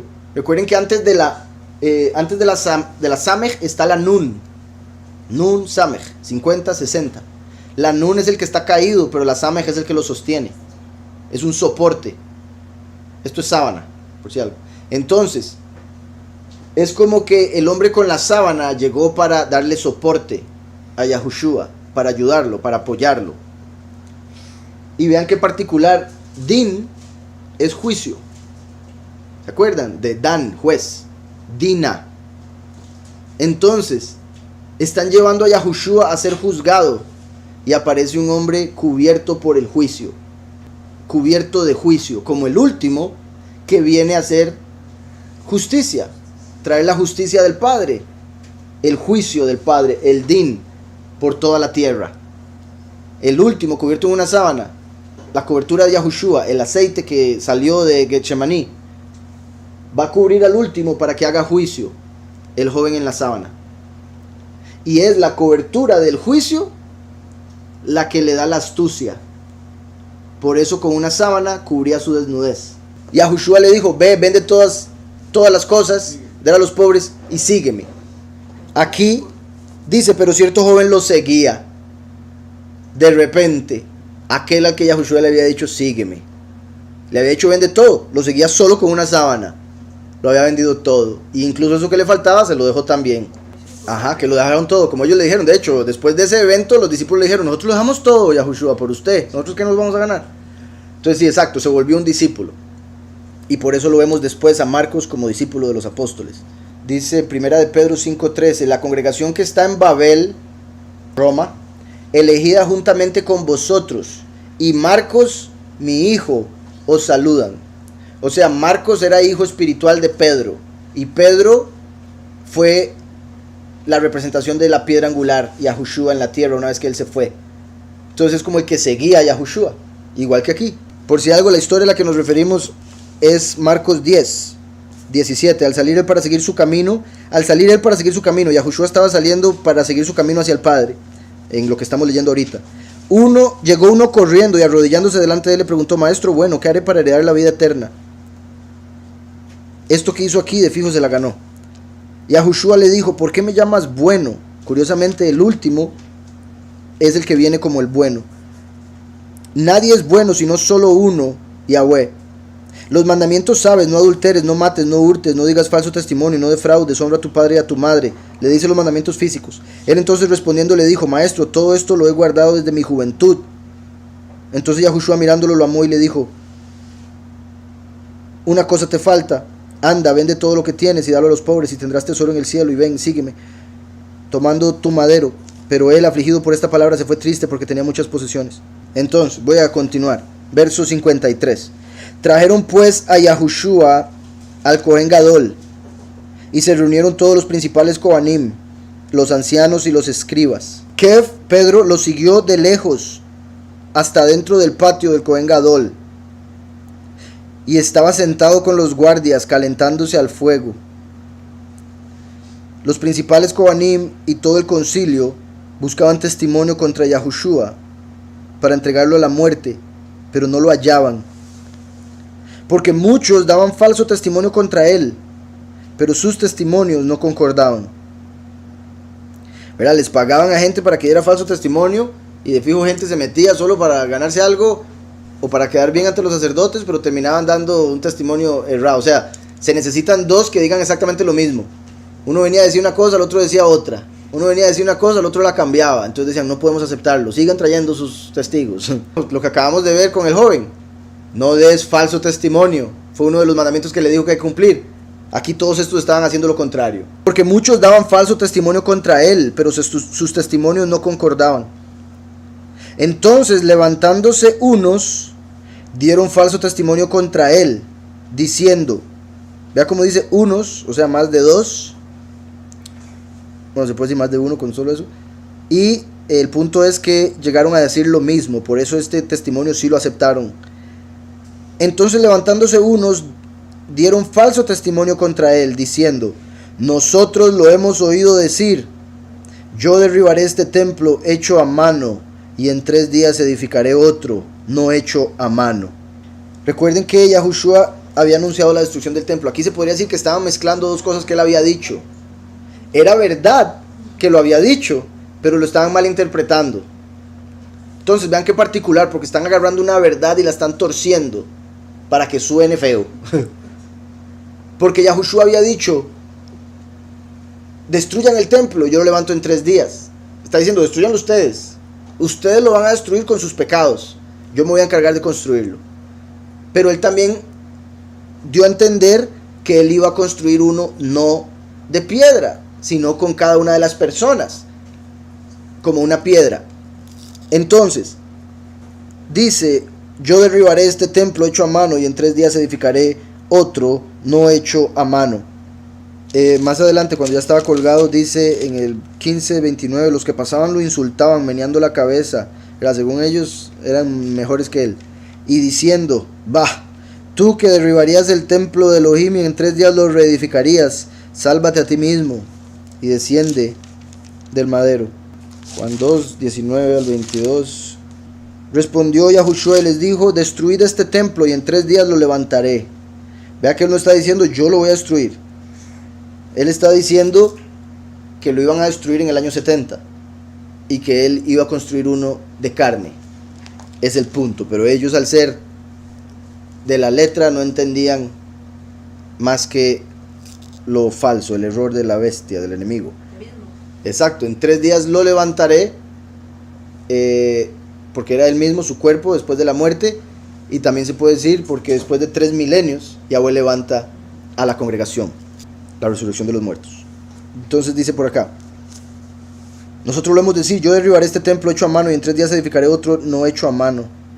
Pero ni aún así concordaban el testimonio. Vean eso, entonces incluso esto, o sea, se levantaron unos diciendo lo mismo, pero cambiaban un poquitito lo que decían, entonces no se podía aceptar. Porque vea que dice, unos se levantaron diciendo esto, pero ni así concordaban.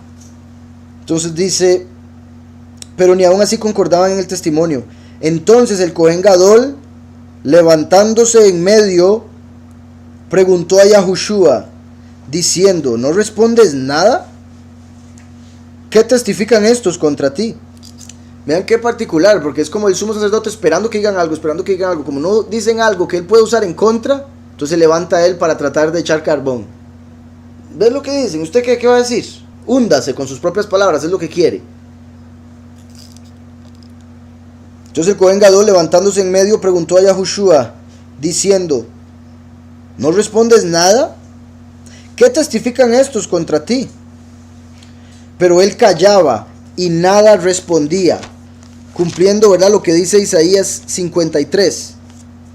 En Isaías 53 leemos que dice en el verso 6, todos nosotros nos descarriamos como ovejas, cada cual se apartó por su camino, como los discípulos, mas Yahweh cargó en él el pecado de todos nosotros.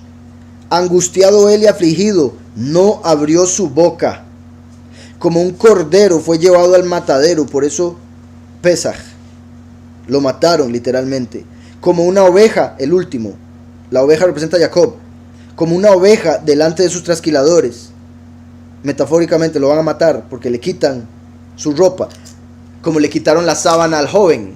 Quizá la sábana era de lana o algo similar, en el sentido de que menciona dos, uno que lo matan y otro que lo trasquilan.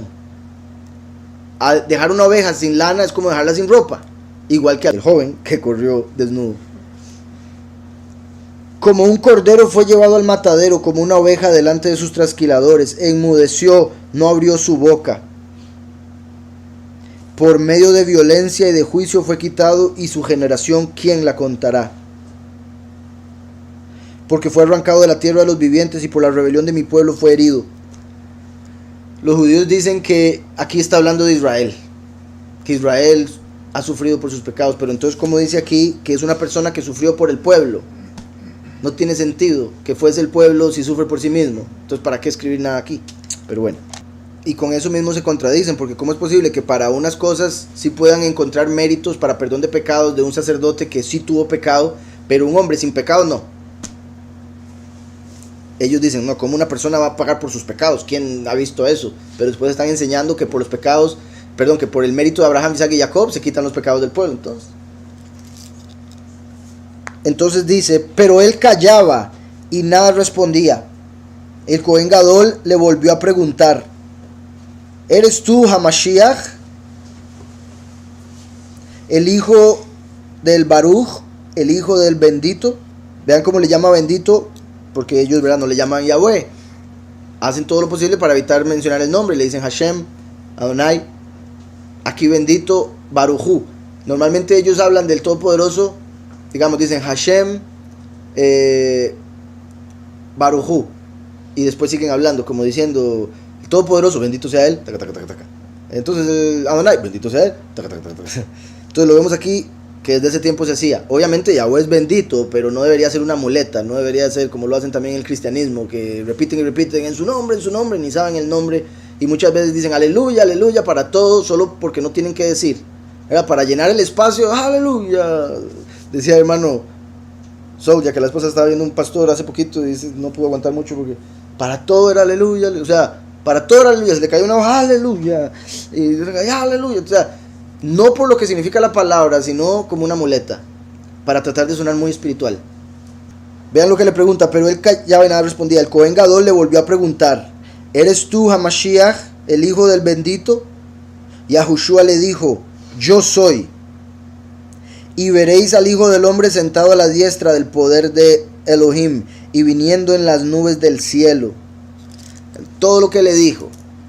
Ahí, vean por si algo, porque alguien podría decir, uy, no se quedó callado, como dice Isaías.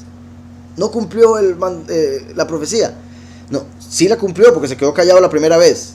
Y segundo, porque a lo que se refiere es que no se defiende. No abre su boca para defenderse. No va a decir, porfa, no me maten, yo no fui, yo no he hecho nada. Ese es el punto de que permanece callado. Aquí lo que hizo fue manifestarse como quien él es. Dio testimonio verdadero. Yo soy. Habría dicho el nombre. Imagínense para el fariseo lo que eso fue. Para el sumo sacerdote que acaba de decir, el bendito. Usted es el hijo del bendito. Y él dice, yo soy. Y veréis al Hijo del Hombre sentado a la diestra del poder de Yahweh y viniendo en las nubes del cielo.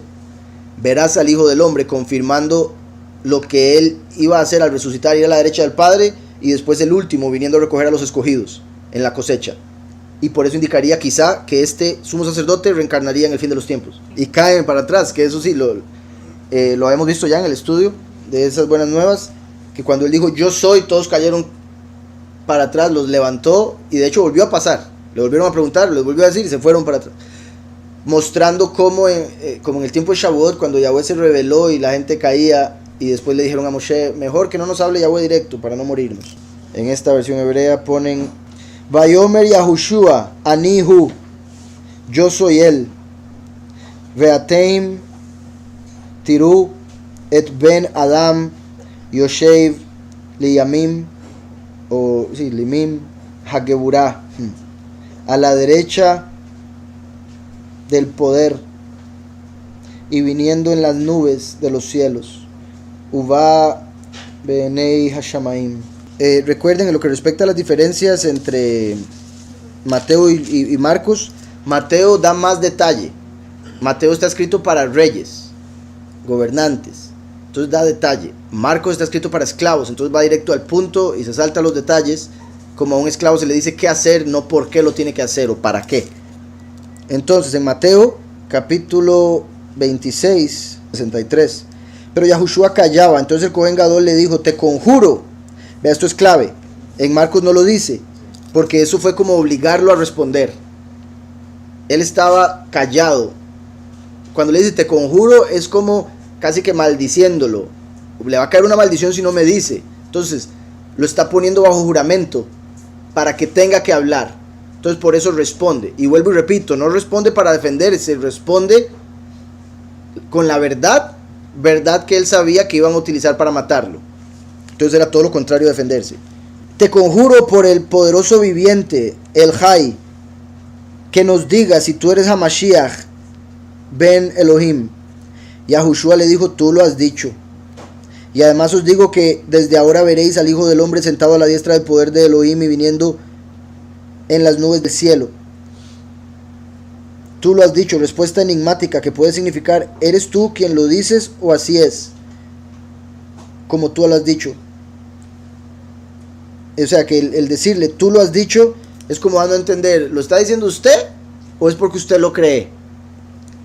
Y al mismo tiempo le estaría diciendo, así es. O sea, la misma respuesta se puede interpretar como, así es, yo soy.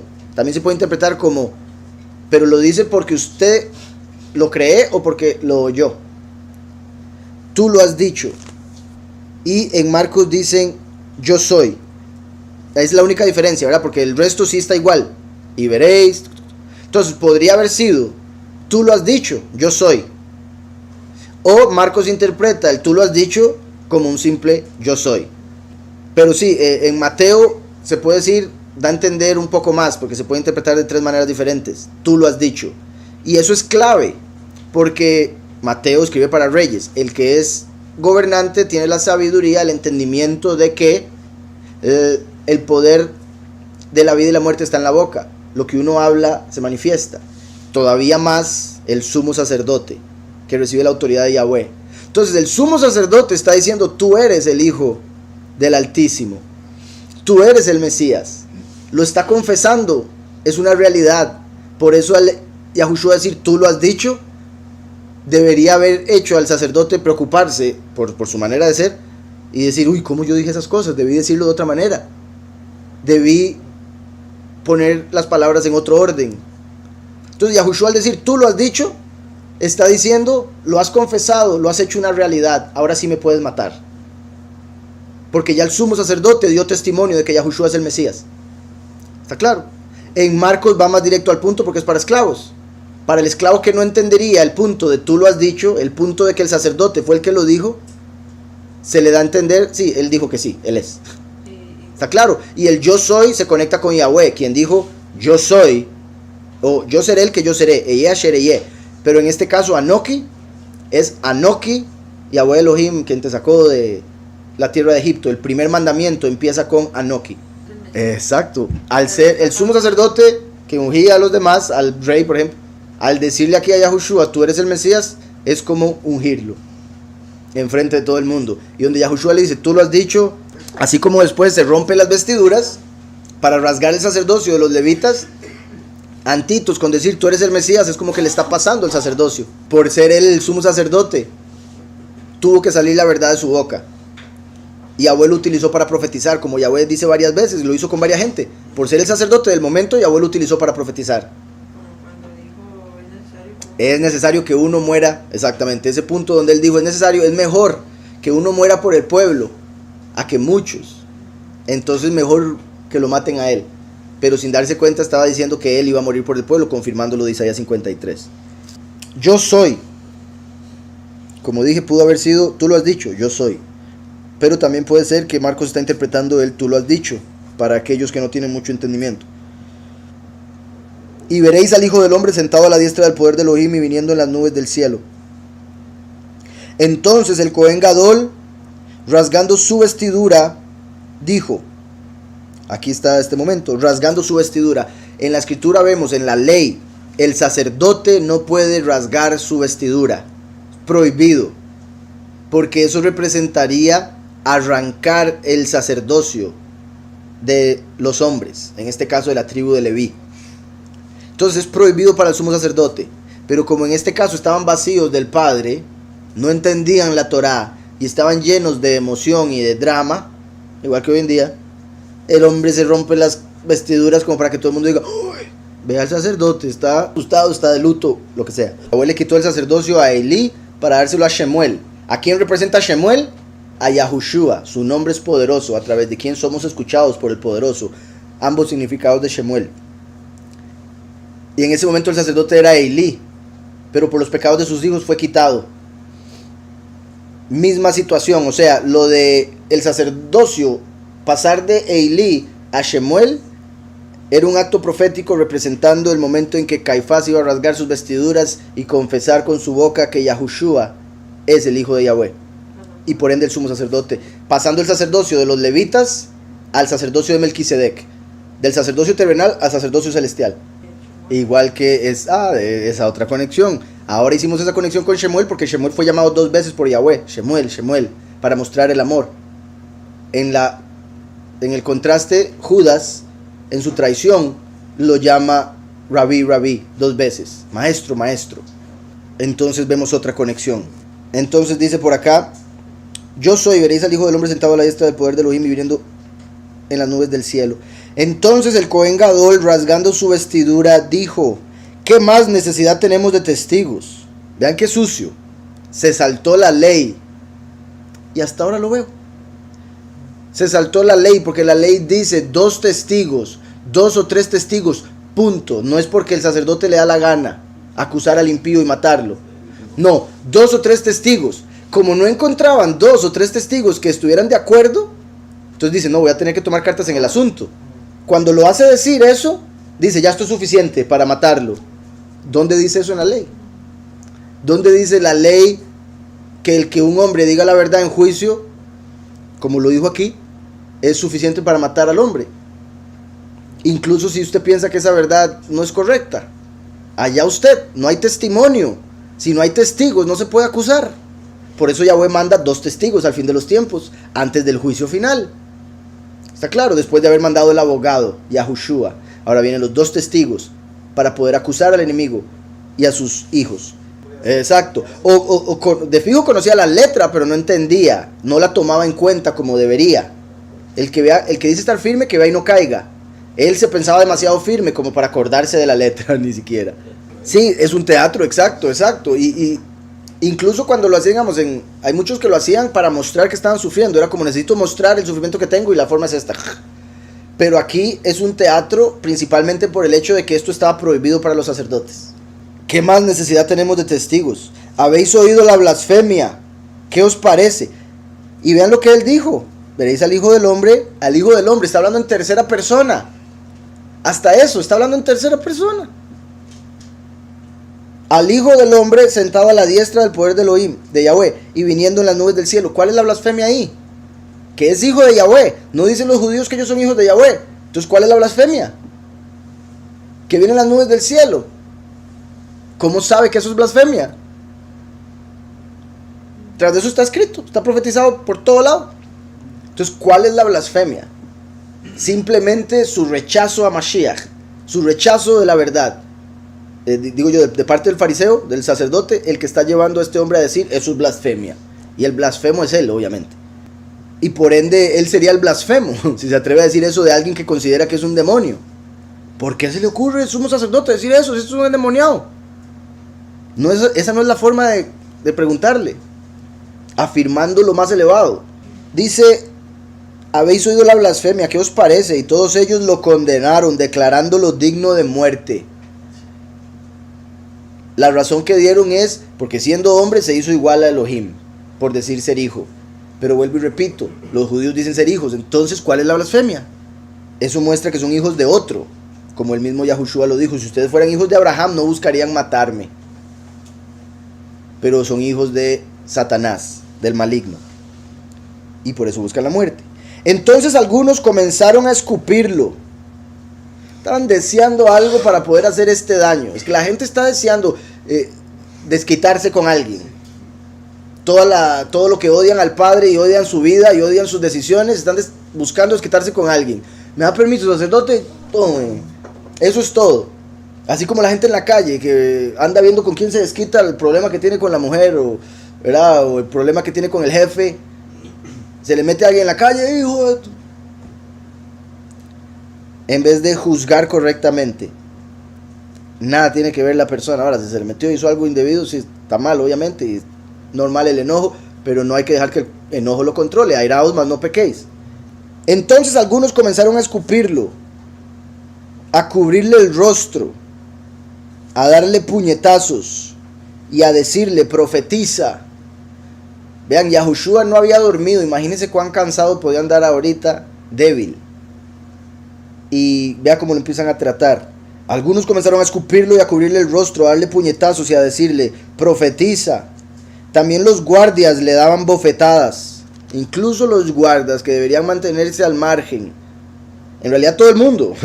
Deberían dejar que se cumpla de la manera que supuestamente se tiene que hacer el juicio. Estando Kev abajo en el patio, vino una de las criadas del Cohen Gadol.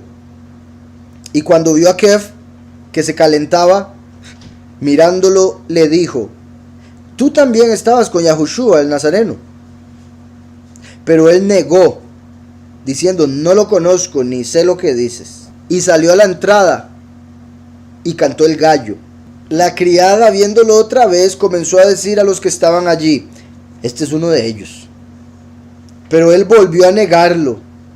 Vean cómo se estaba calentando. Cuando le dijeron la primera vez se fue. Dice, no hombre, ¿cómo estás yo aquí? Y cuando está por la puerta, la mujer se le queda viendo, sí es, y por algo se fue. La criada, viéndolo otra vez, comenzó a decir a los que estaban allí, este es uno de ellos. Pero él volvió a negarlo. Y también uno podría decir, ¿y qué tiene que sea uno de ellos? El problema no es de él.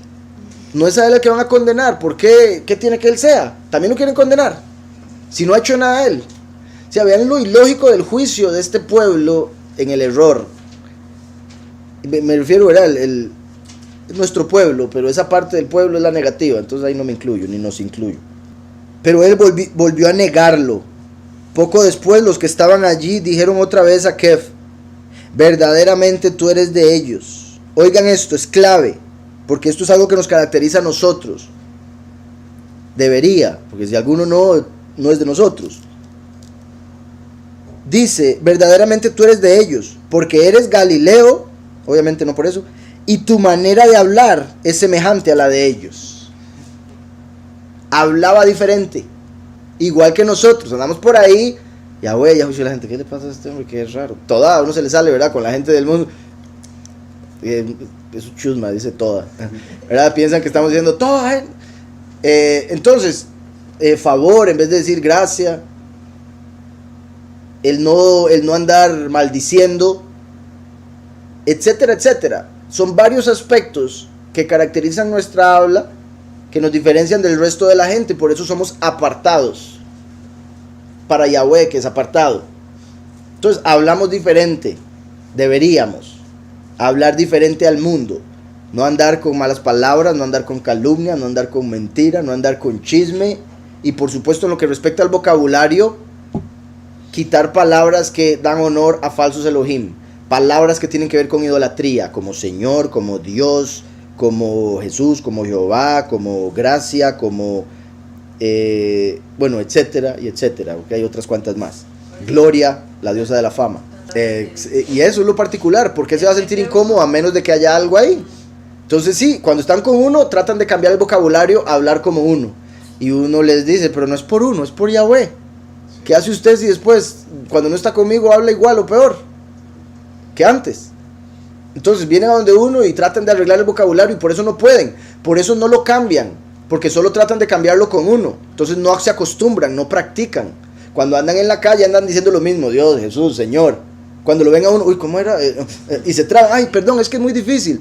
No, no es muy difícil, no estás practicando.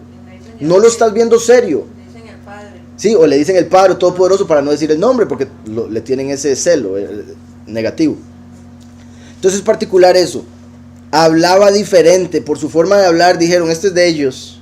Y porque es Galileo. Recuerden que Galil quiere decir circuito. Como de hecho, reencarnación, ¿cómo es? Gilgul. En hebreo, Gilgul. Como Gilgal. Porque es volver a empezar la vida, el circuito. Entonces, porque eres Galileo, se podría decir, porque eres un reencarnado, porque eres uno de los escogidos, porque es uno de los que vienen el fin de los tiempos nuevamente.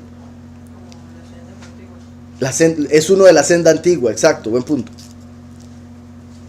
Dice, vean esto, verdaderamente tú eres de ellos porque eres Galileo y tu manera de hablar es semejante a la de ellos. Tu manera de hablar es semejante a la de ellos.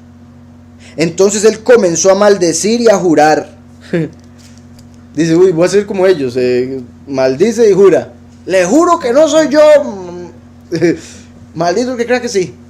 Entonces empieza a maldecir porque los de Yahushua no maldecían.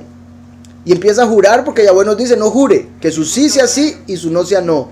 Cambió el vocabulario. Exacto, inmediatamente cambió el vocabulario donde le dijeron, es que habla como ellos. Se transformó. Empezó, no seas tan... Ya con eso ya todos se dieron una idea. ¿Verdad? Empezó a hablar con malas palabras, maldecir y jurar. Es clave eso de jurar. Porque eso muestra que nosotros como discípulos no debemos jurar. Como dice la escritura, no juréis, que tu sí sea sí y su no sea no.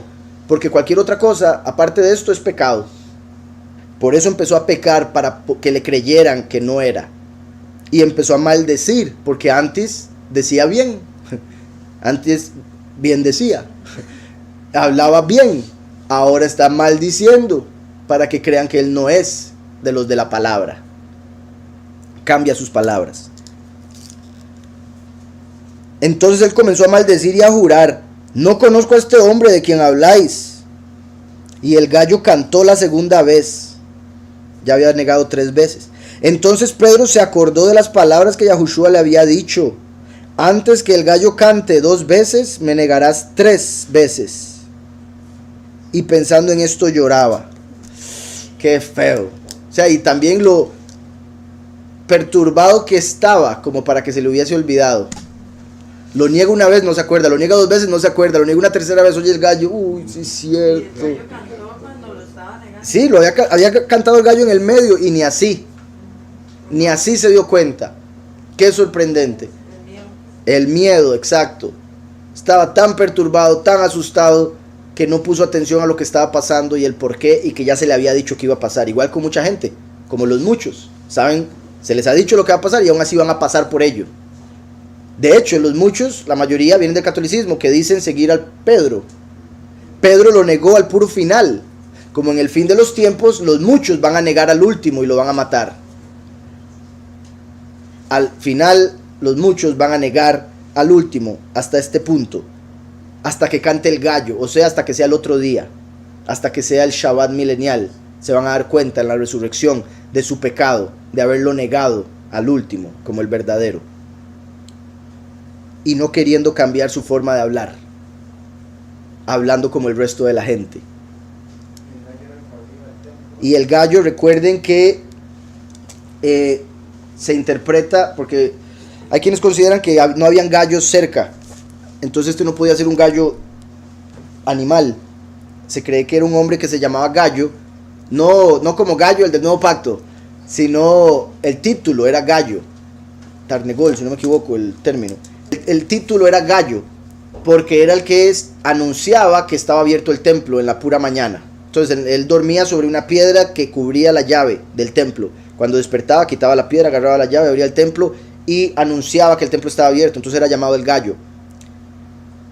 Curiosamente, Kef tiene ese lugar como el gallo, porque él es piedra a quien se le dio la llave del reino. Por eso dijo, sobre esta piedra construiré una congregación. Pedro como la piedra que se pone sobre la llave que dejó Yahushua y el que anunció que se abría el templo. Entonces, tras de eso el sumo sacerdote se llamaba Caifás, que es la versión aramea de Kef. Entonces, el sumo sacerdote era el contrario de Pedro, igual que el gallo, el contrario de Pedro. Entonces está haciendo un contraste. Eso está cambiando todo. Ajá, se estaba haciendo un cambio de día, de administración, de sacerdocio, de sumo sacerdote, de Adán, de todo. Buen punto. Se estaba haciendo un cambio radical del mundo. Y eso hasta los profetas de los gentiles lo vieron venir con la era de Piscis. Se estaba empezando el circuito, exacto. Dice por acá, ¿en qué puede conectar cuando Yahushua pide 3 veces apartar la copa y cuando Pablo pide a Yahweh 3 veces que le quite el aguijón? primero y último. Como he dicho, el primero vino, vivió una vida feliz, tranquila, y el último día sufrió como nunca, físicamente. El último, por la vida de Jacob, parece indicar que sufriría a través de su vida mentalmente, espiritualmente, y al final lo matan en un momento, como fuego del cielo. Parece ser que sería así. Además de los 10 días de espera para esa muerte, entonces es como que se va a alargar.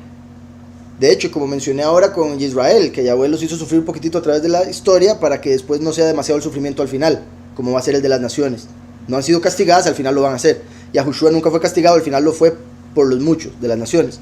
El último viene y sufre a través de su vida, por su error, etc. Y al final lo matan en un momento. Entonces se conecta con el aguijón que tenía Paulus, que lo hacía sufrir, lo hacía sentirse culpable, lo hacía sentirse de diferentes maneras, dependiendo de cómo hablemos del aguijón, ¿verdad? Porque también se refiere a quienes dicen que se refería a que le costaba ver. Entonces indica, en el aspecto espiritual, a alguien que le cuesta ver es alguien que le cuesta entender, como el último que viene sin entender la doctrina verdadera hasta que Yahweh se la revela, o sea, hasta que le da la luz, le da la vista y le quita la culpa. Bueno, le quita el pecado, pero se puede decir que la culpa sigue por el hecho de estar en carne todavía, como cuando cualquier persona ha pecado, se arrepiente, pero todavía el enemigo lo acusa. A eso me refiero, como aguijón. Dice que usted había hecho una conexión con Yosef cuando la esposa de Potifar le quitó la ropa y él huyó desnudo. Todo Rabacelio. Yosef pasó su copa a Benjamín, la puso en su saco, y cuando él iba por allá envió a su siervo y lo acusaron de ladrón, porque el último, como Benjamín, el último hijo de Jacob, viene como ladrón en la noche. Aquí Yahushua había acabado de orar para que pasara la copa, y después van y lo atrapan, y cuando lo agarran aparece un hombre que andaba con una sábana, lo tratan de agarrar y sale corriendo y deja la sábana, como cuando Yosef, que es el antepasado del último, el antepasado del testigo con Moshe, que es representado, entre otras cosas, dependiendo de la forma en que lo veamos, por este joven desnudo. Yosef, cuando estuvo en Egipto como esclavo, igual que el último viene como hijo pródigo, en Egipto como las naciones, la esposa de Potifar trató de estar con él, trató de acostarse con él, y lo agarró de la ropa, y él salió corriendo, y cuando salió corriendo, como ella tenía agarrada la ropa, se la arrancó. Se podría interpretar como que Yosef huyó desnudo, y ella se quedó con la ropa, y después con esa ropa lo acusó de que la quiso violar. Curiosamente, al último, muy posiblemente algo así es lo que va a suceder para que lo atrapen, para que la gente diga, ve que era un maleante, vea lo que hizo. O sea, lo más seguro una mujer es la que va a hacer que lo agarren, muy posiblemente invente algo similar. Entonces, si lo atrapan, lo acusan de eso y lo matan, así como aquí están acusando a Yahushua de algo falso para poder matarlo.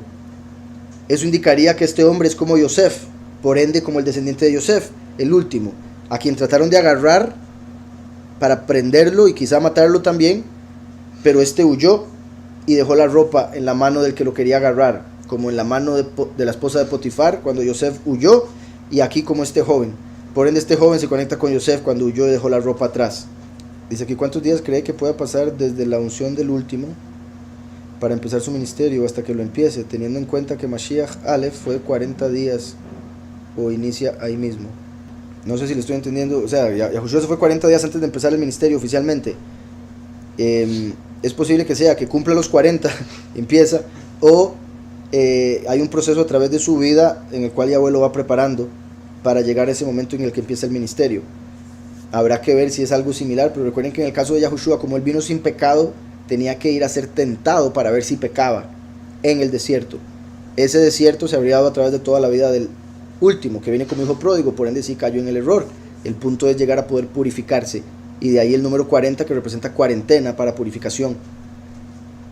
Y por eso lo que mencioné de los 40 años, una posibilidad, puesto que la vida de Moshe se separó en 3 partes de 40. Vivió 120 años exactos.